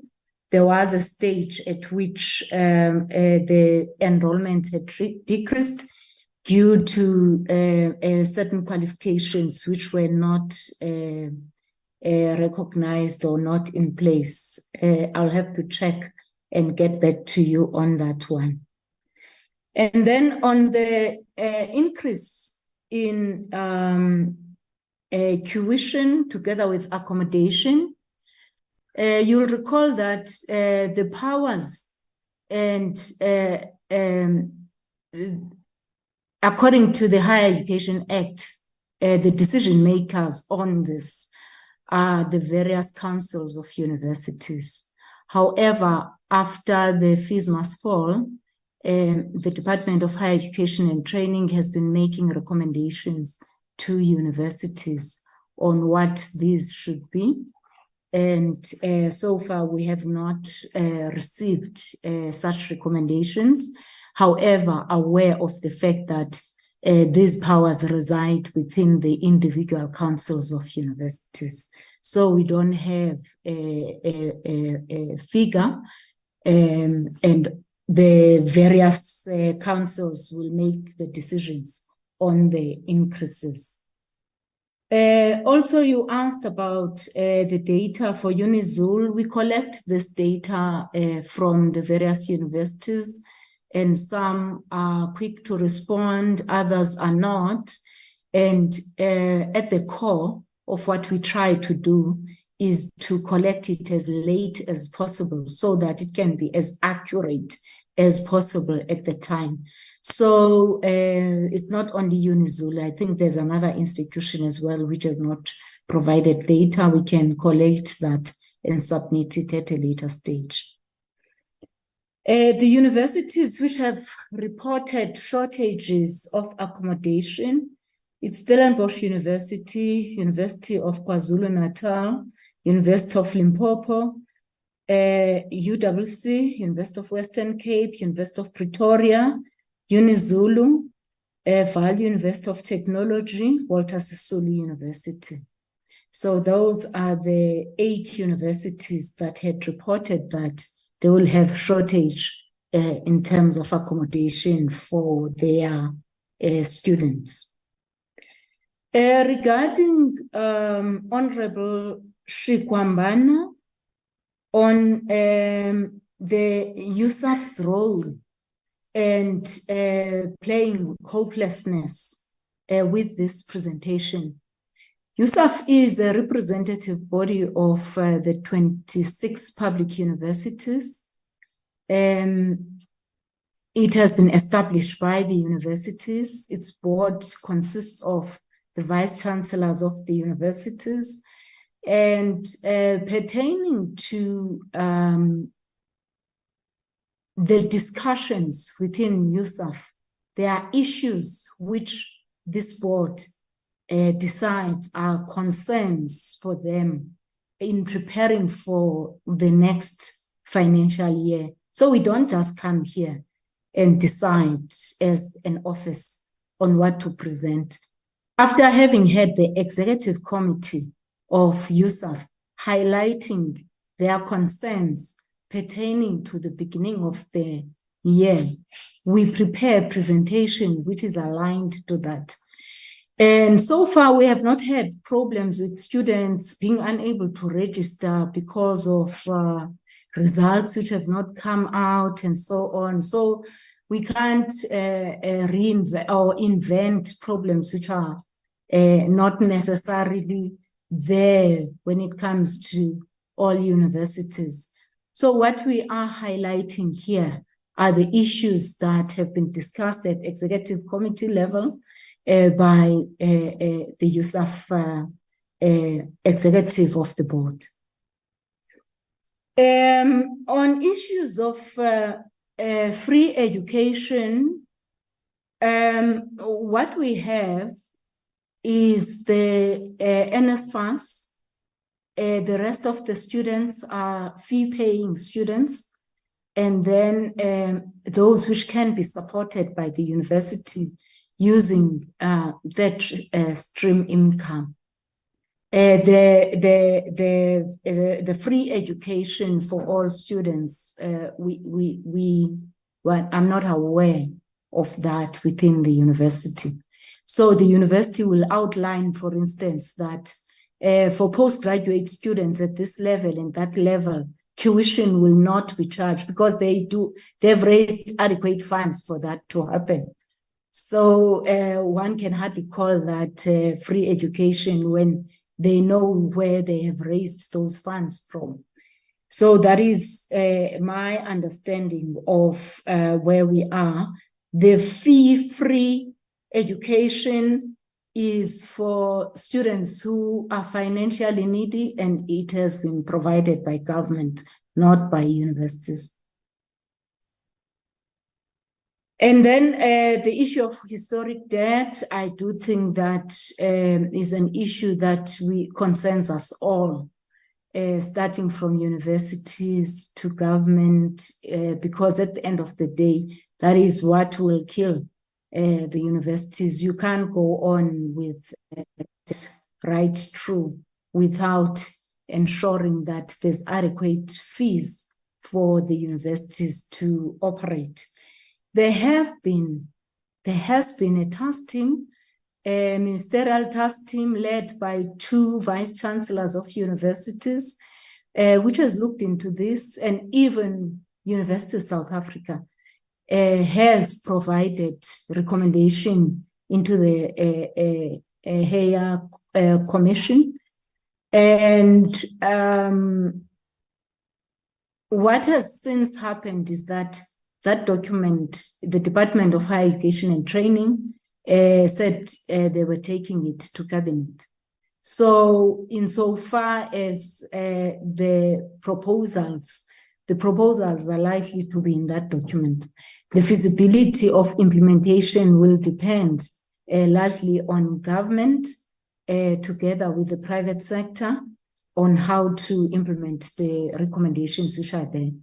But insofar as then prescribing what should be happening after that, we are not in a position to do so as USAf, but we have provided the available human capital to assist with that. And as I'm saying, it was led by a vice chancellor, and there was a deputy who was also a vice chancellor. However, it's a ministerial task team. And then on the issue, this is now with Honorable King, on the issue of the cuts on university subsidies. The department did come to the Finance Executive Forum of Universities South Africa, expressing the need for the USAf to come up with clear motivation on why these subsidies should not be cut. And at the core of that motivation is that unlike your earmarked funding, this is the funding which gets used by universities for purposes of operations, for salaries, for revamping whatever kind of infrastructure, basic things which needs to be done, cleaning and so on of the university. So to cut these funds would make it very difficult for universities to operate. I have since provided that motivation to the DDG within higher education, and I assume that she will be able to use it when negotiating with National Treasury on why these subsidies should not be cut. Insofar as the applications, which are more than what can be accommodated,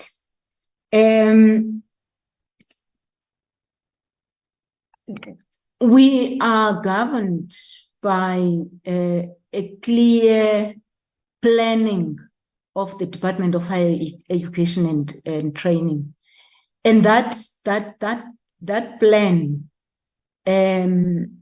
which is the enrollment plan, is premised on the fact that the people who get enrolled have to succeed. There needs to be some form of control and quality. So insofar as that is concerned, we accept that there are certain numbers that we can take and there are numbers that we cannot take. So in cutting whatever kind of fees by the department, that has got a bearing on the income that has to be received, be it third stream income or second stream income, in order for the universities to operate. On the third stream income, that's your income from donor funding, from government agencies and so on. And the second stream income is the bursaries, which have to be paid into the university. So the councils of universities individually make a decision on how to cope with whatever numbers that are expected, taking into account what has been said in terms of the budget cuts which are going to be put forward. That's why they have to make this decision. Their CFOs have to explain where all the money for the students is going to come from. So far, they are doing that individually, not as a collective within the higher education.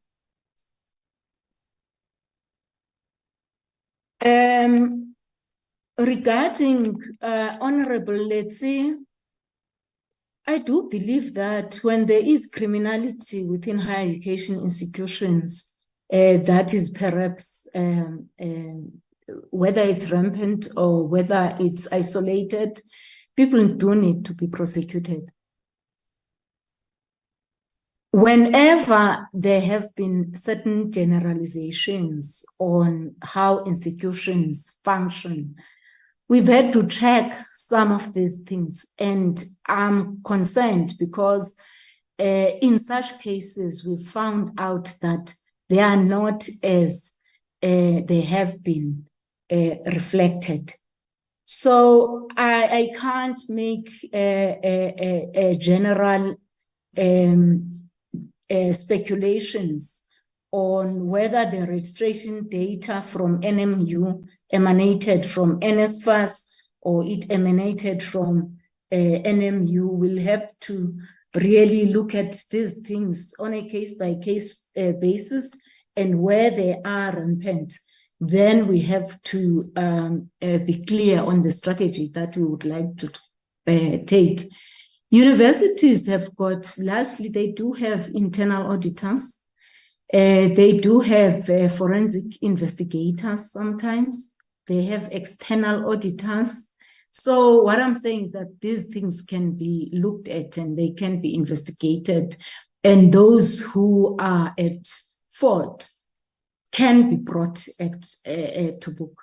So we don't have a system where people are doing as they please and we are hopeless. We do have a functioning higher education system where investigation can still be put in.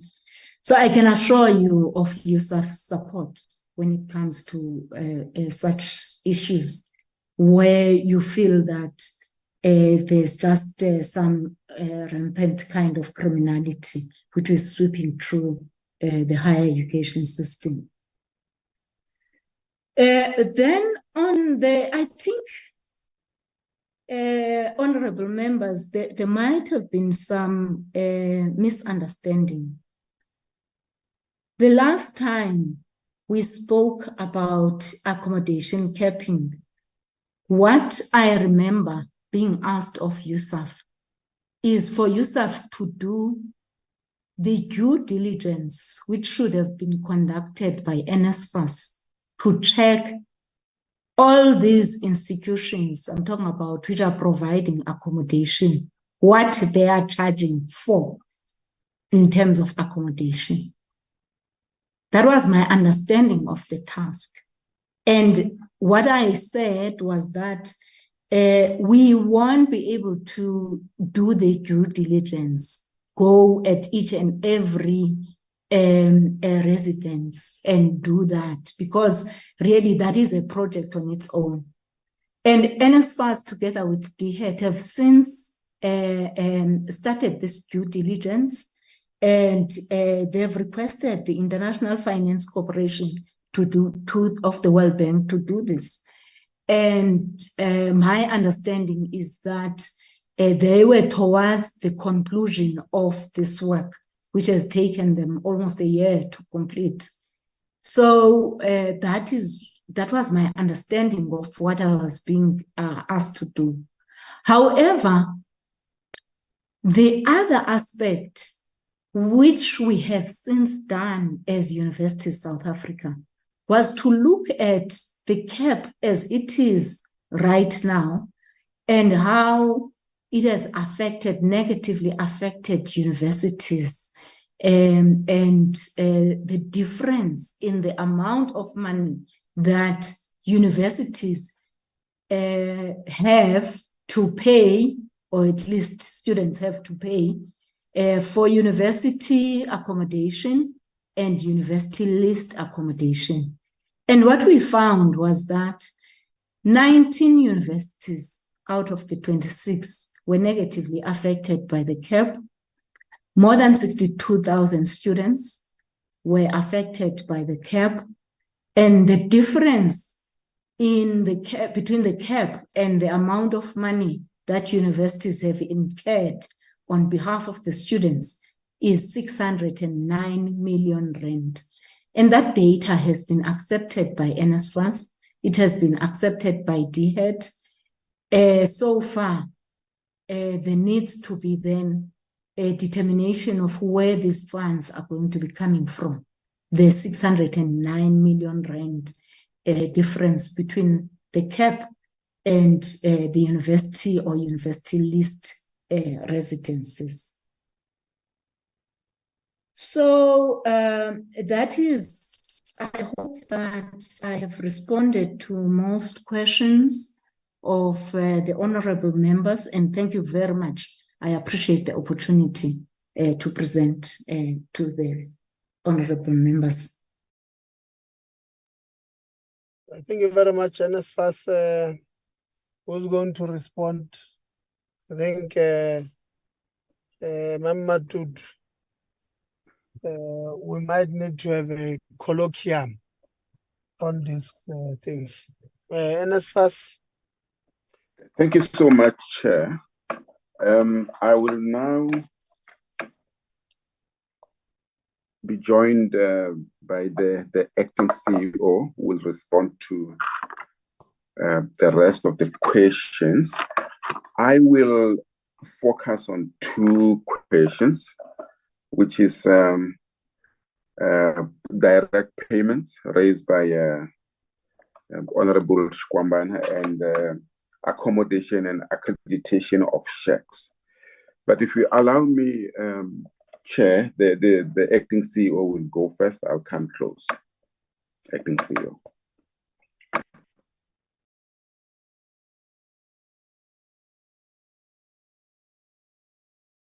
Thank you very much, Mr. Khoza. Through you, Chair of the committee, I will first start with the questions from Honorable Pillay with regards to the withdrawal of the applications. The withdrawal of the applications, that is a unilateral act from the side of the student. It is not a withdrawal that was initiated and effected by NSFAS. It was done by the student who started the application process and decided to withdraw that application. For the 2024 application, we have 2,386 withdrawals that have been effected by the students. Closely linked to this challenge of the withdrawals, what we are concerned with as NSFAS is the incomplete application, because we ask ourselves if the student has started the process of applying, why are they not completing this process? Is it because they are experiencing challenges? If they are experiencing challenges, we are hoping that our outreach program, once it reaches their area, then this will be resolved. Another speculation can be that the student have now noted that they are not meeting the eligibility requirements and they decide to abandon. But at this stage, it's just a speculation. On the decentralization, we have assigned an executive on the side of NSFAS to come up with a plan that will identify decentralization office, location of the decentralization offices, and also look at the cost and try to minimize these costs. Given the budget cuts that we are facing, we are very thin when it comes to the budget impact, and we are conscious and are trying our best to ensure that we use existing government resources and entities which we can collaborate with to minimize the costs while achieving the objective of decentralization. On the side of the disbursement, Honorable Pillay touched on institutions providing residence. The engagements between NSFAS and institutions on the disbursement is based on the registration information that we are receiving from the side of the institutions. And once that information is received and it meets all the requirements, then the disbursement process is able to run smoothly. Honorable Chikwambana, delays in the funding decisions and appeals. The current application process is designed in such a way that it is able to give the responses to the student in the minimum possible time. You can see already we have provisionally funded students that amount to 73,000 out of the 205,000 that have applied. So we have designed the system or improved the system to enable the response time to be short, after which we will then await registration information in order to finalize the funding decisions. The same applies to the appeals. We have emphasized the need to be decisive and not delay the responses unnecessarily on the appeal. And where we are not receiving, or where we require additional information to be submitted, to have timelines so that we can have cut-off dates and close those appeals. Honorable King touched on the issue of the budget, which indeed has a ripple effect as it affects the outer years. And in the presentation, we did indicate that the impact will grow because our professional stats indicate that the need for the support is growing.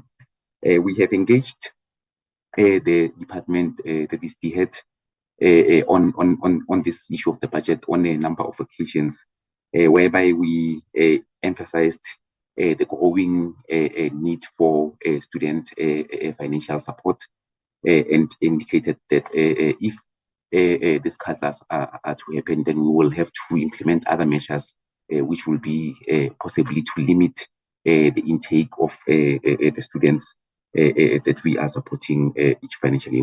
We further engaged the Treasury through DHET, and Treasury was very clear with their limitations, that they indeed have the challenge of the budget, which savings have to be realized from the different departments. We nevertheless indicated our position and our projections to them, for them to note and consider further as the time goes on. On the policy, the processes that we are picking up are as a result of the improvement in the application systems, and as a result require the policy to be updated. Not all of these processes affect student eligibility, because they are just an improvement in how the system is functioning or intended to function. Honorable Ngobo, is the system stable enough for peak periods? The system was built and improved from the previous or the current 2023 academic year, because if you would recall, this system was newly built for the 2023 academic year. It has been improved to hold increased numbers during peak periods. Our risk remains the cyber attacks that we experience on a continuous basis, and these cyber attacks also tend to increase during peak periods, whereby the system is collapsed.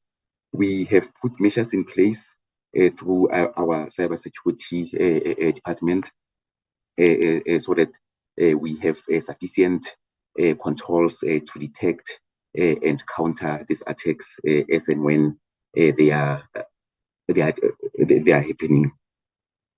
With regards to the communication, the internal communication that involves the plans that we have to do the student outreach, we are preparing our staff members internally, so that as the outreach has already started as we are speaking, they are at locations that have been identified through assessment of statistics from Department of Basic Education as requiring that support.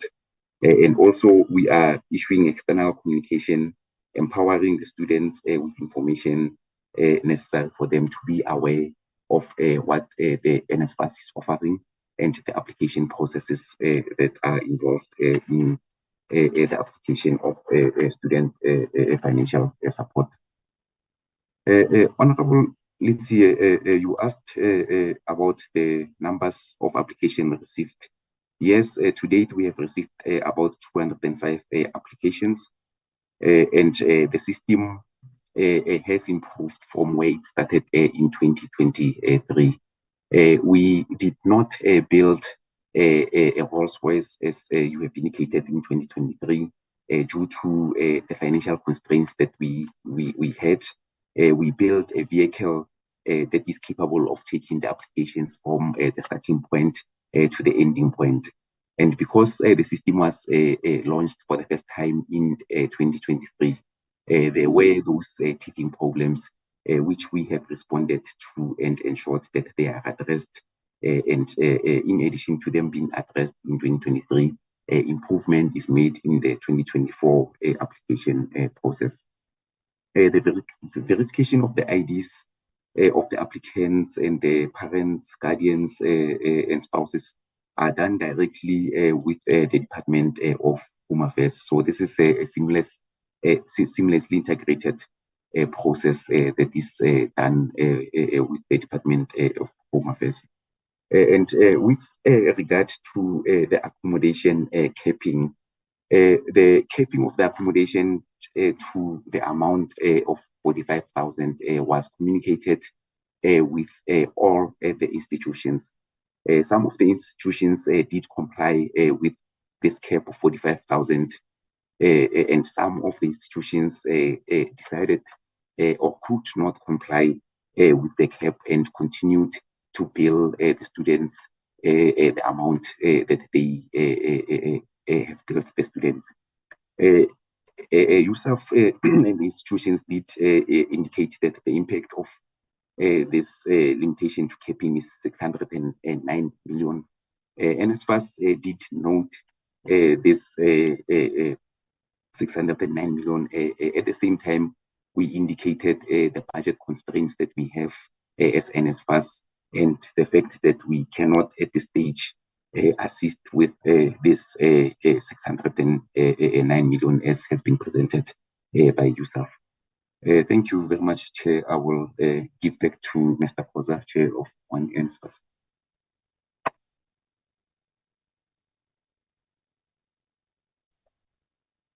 Thank you so much, Chair. If you allow me to respond to two questions. The first question raised by Honorable Shikwamba on direct payments. I would like to assure the Honorable Committee that we're going to implement all of the recommendations from the Veterans report, direct payment being one of them.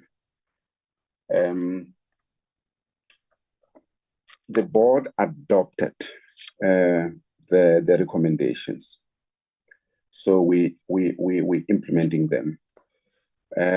We take this matter of direct payments very serious. In accounting terms, this amounts to irregular expenditure, which must be reported to the AG.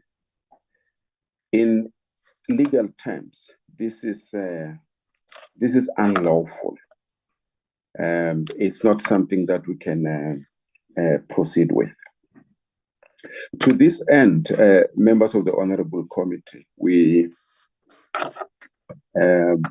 did call in the owners of the direct payment systems on the same day in which we made a press conference detailing the findings and the recommendations, and told them what the finding as it relates to them is and what we are going to do. The only challenge is that in terminating these contracts, we've got to take into account all legal provisions. In other words, we can't behave like a bull in a china shop. We must make sure that there are no comebacks. The board is hard at work. We do see the fight back, but the board is hard at work. And this much we shared in confidence to one of our major stakeholders, USAf. The bottom line is that we don't want to have the same problem next year. So we've got to be very meticulous in the manner in which we handle it. So we are hard at this, and we are going to implement this. So Mawutane, Tatane Shkwambane, ayitlangi matsopitana lokufika kamakale.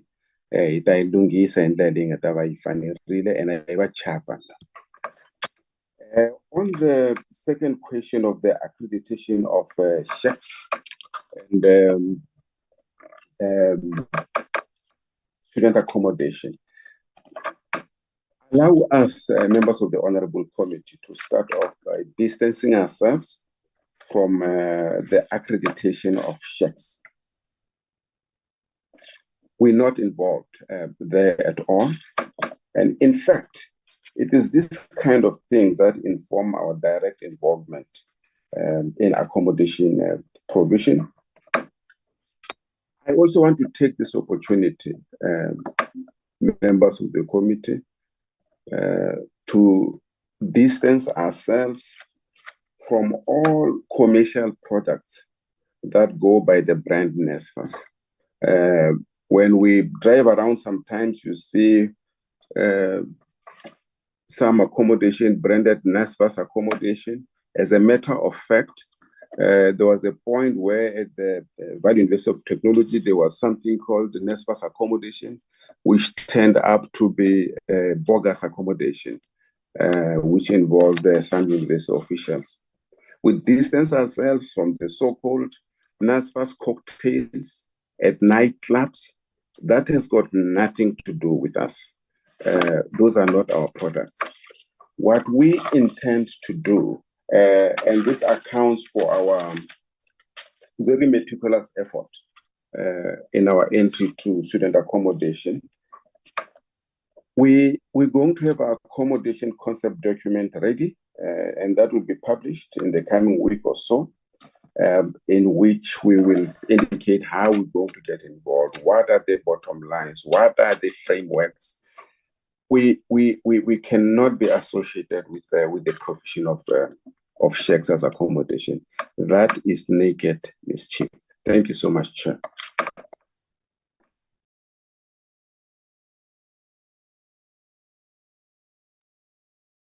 Thank you very much. Is there anyone that I've closed outside?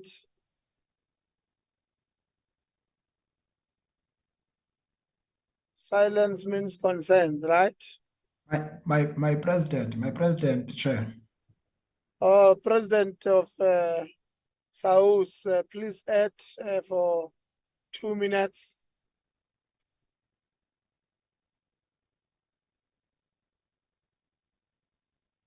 President of SAUS. He's probably in rurals, eh? There is a network issues there. Okay, so President of SAUS is not closed out. I thought I must just clarify that part. Unless you are accused by the SG of SAUS that we closed the president out. Comrades, let's take this, sorry.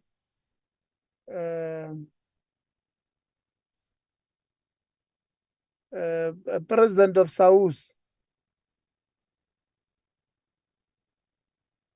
Okay. I thought he just joined. Comrades, colleagues, let's take this opportunity to thank all the stakeholders for coming through, to give them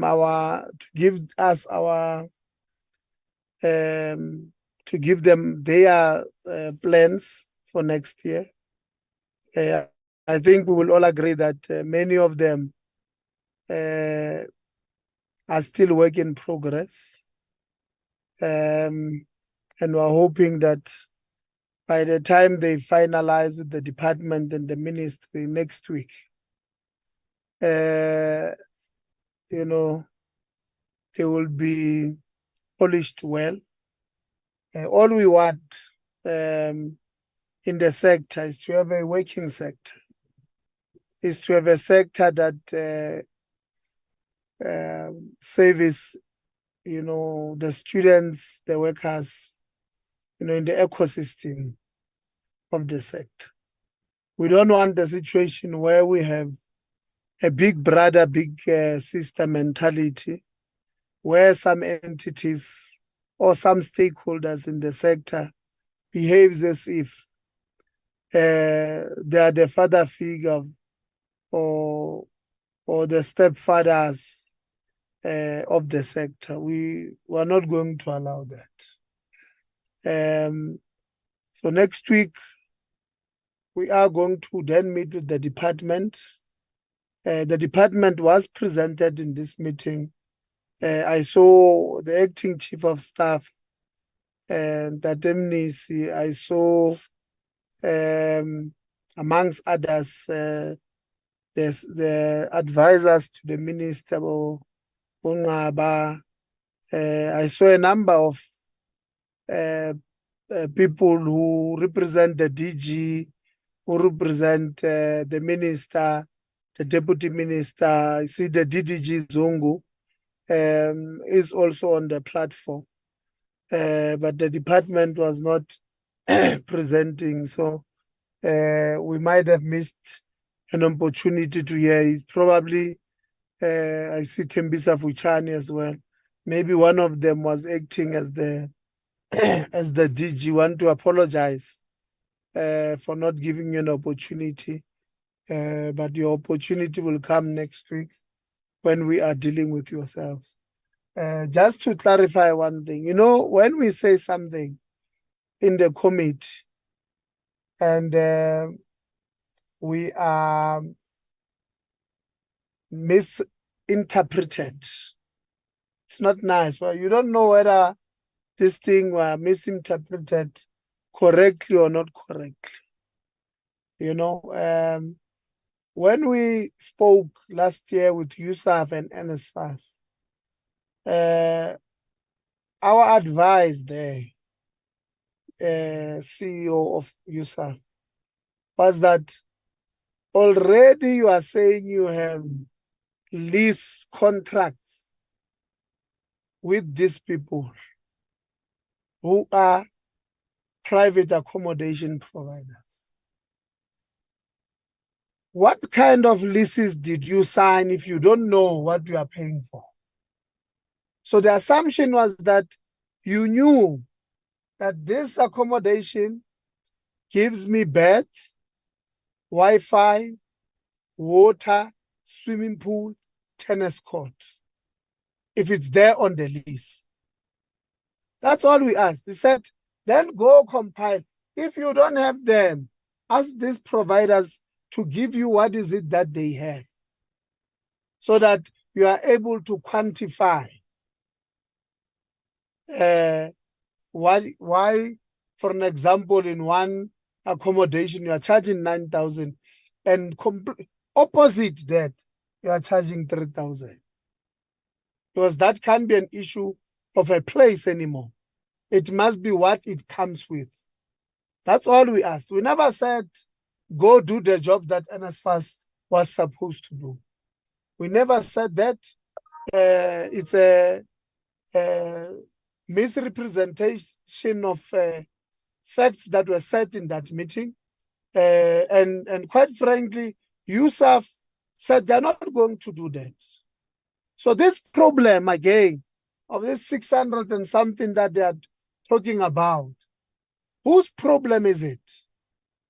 Who has created this problem? Because NSFAS, even in that meeting, said we don't have a problem of listening to extraordinary cases, but this is the cap that we are putting. So your people, USAf, sent in appeals, which said nothing. I mean, we went through all of them, those appeals. They were not specific. Even if you were taking those appeals to court, you are never going to win. And we are where we are now because you at USAf decided not to play a role in this thing. Like I said, USAf decided to throw their toys around the table. I hope from now on, we are not going to have such problems.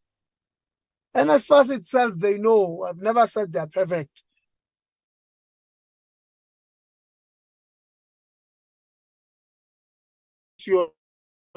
It's you who's wrong. You have put us to be where we are, where you are now talking about 600 and something million. In fact, there were even certain questions which I don't know what we're answering when we're even referring to the higher commission. It's not the fault of universities that there's fee-free education. I mean, we're going to have serious problems if generally we're going to have an attitude of it's not my problem, it's your problem. The whole sector is we're responsible for. There must be no big brother, big sister if we want to get the sector working. So that's our parting shot. Colleagues, want to thank you for attending the meeting. We shall see each other next week in a special dispensation meeting that we're going to ask for because next week Parliament is rising. Thank you very much and enjoy your day. This meeting stands. Thank you, Chair. Thank you very much, Chair. Thank you, Chair. Thank you, honorable members. Chair, we have minutes. Thank you. Minutes, we will do them in the special dispensation. We'll do the minutes in the special dispensation.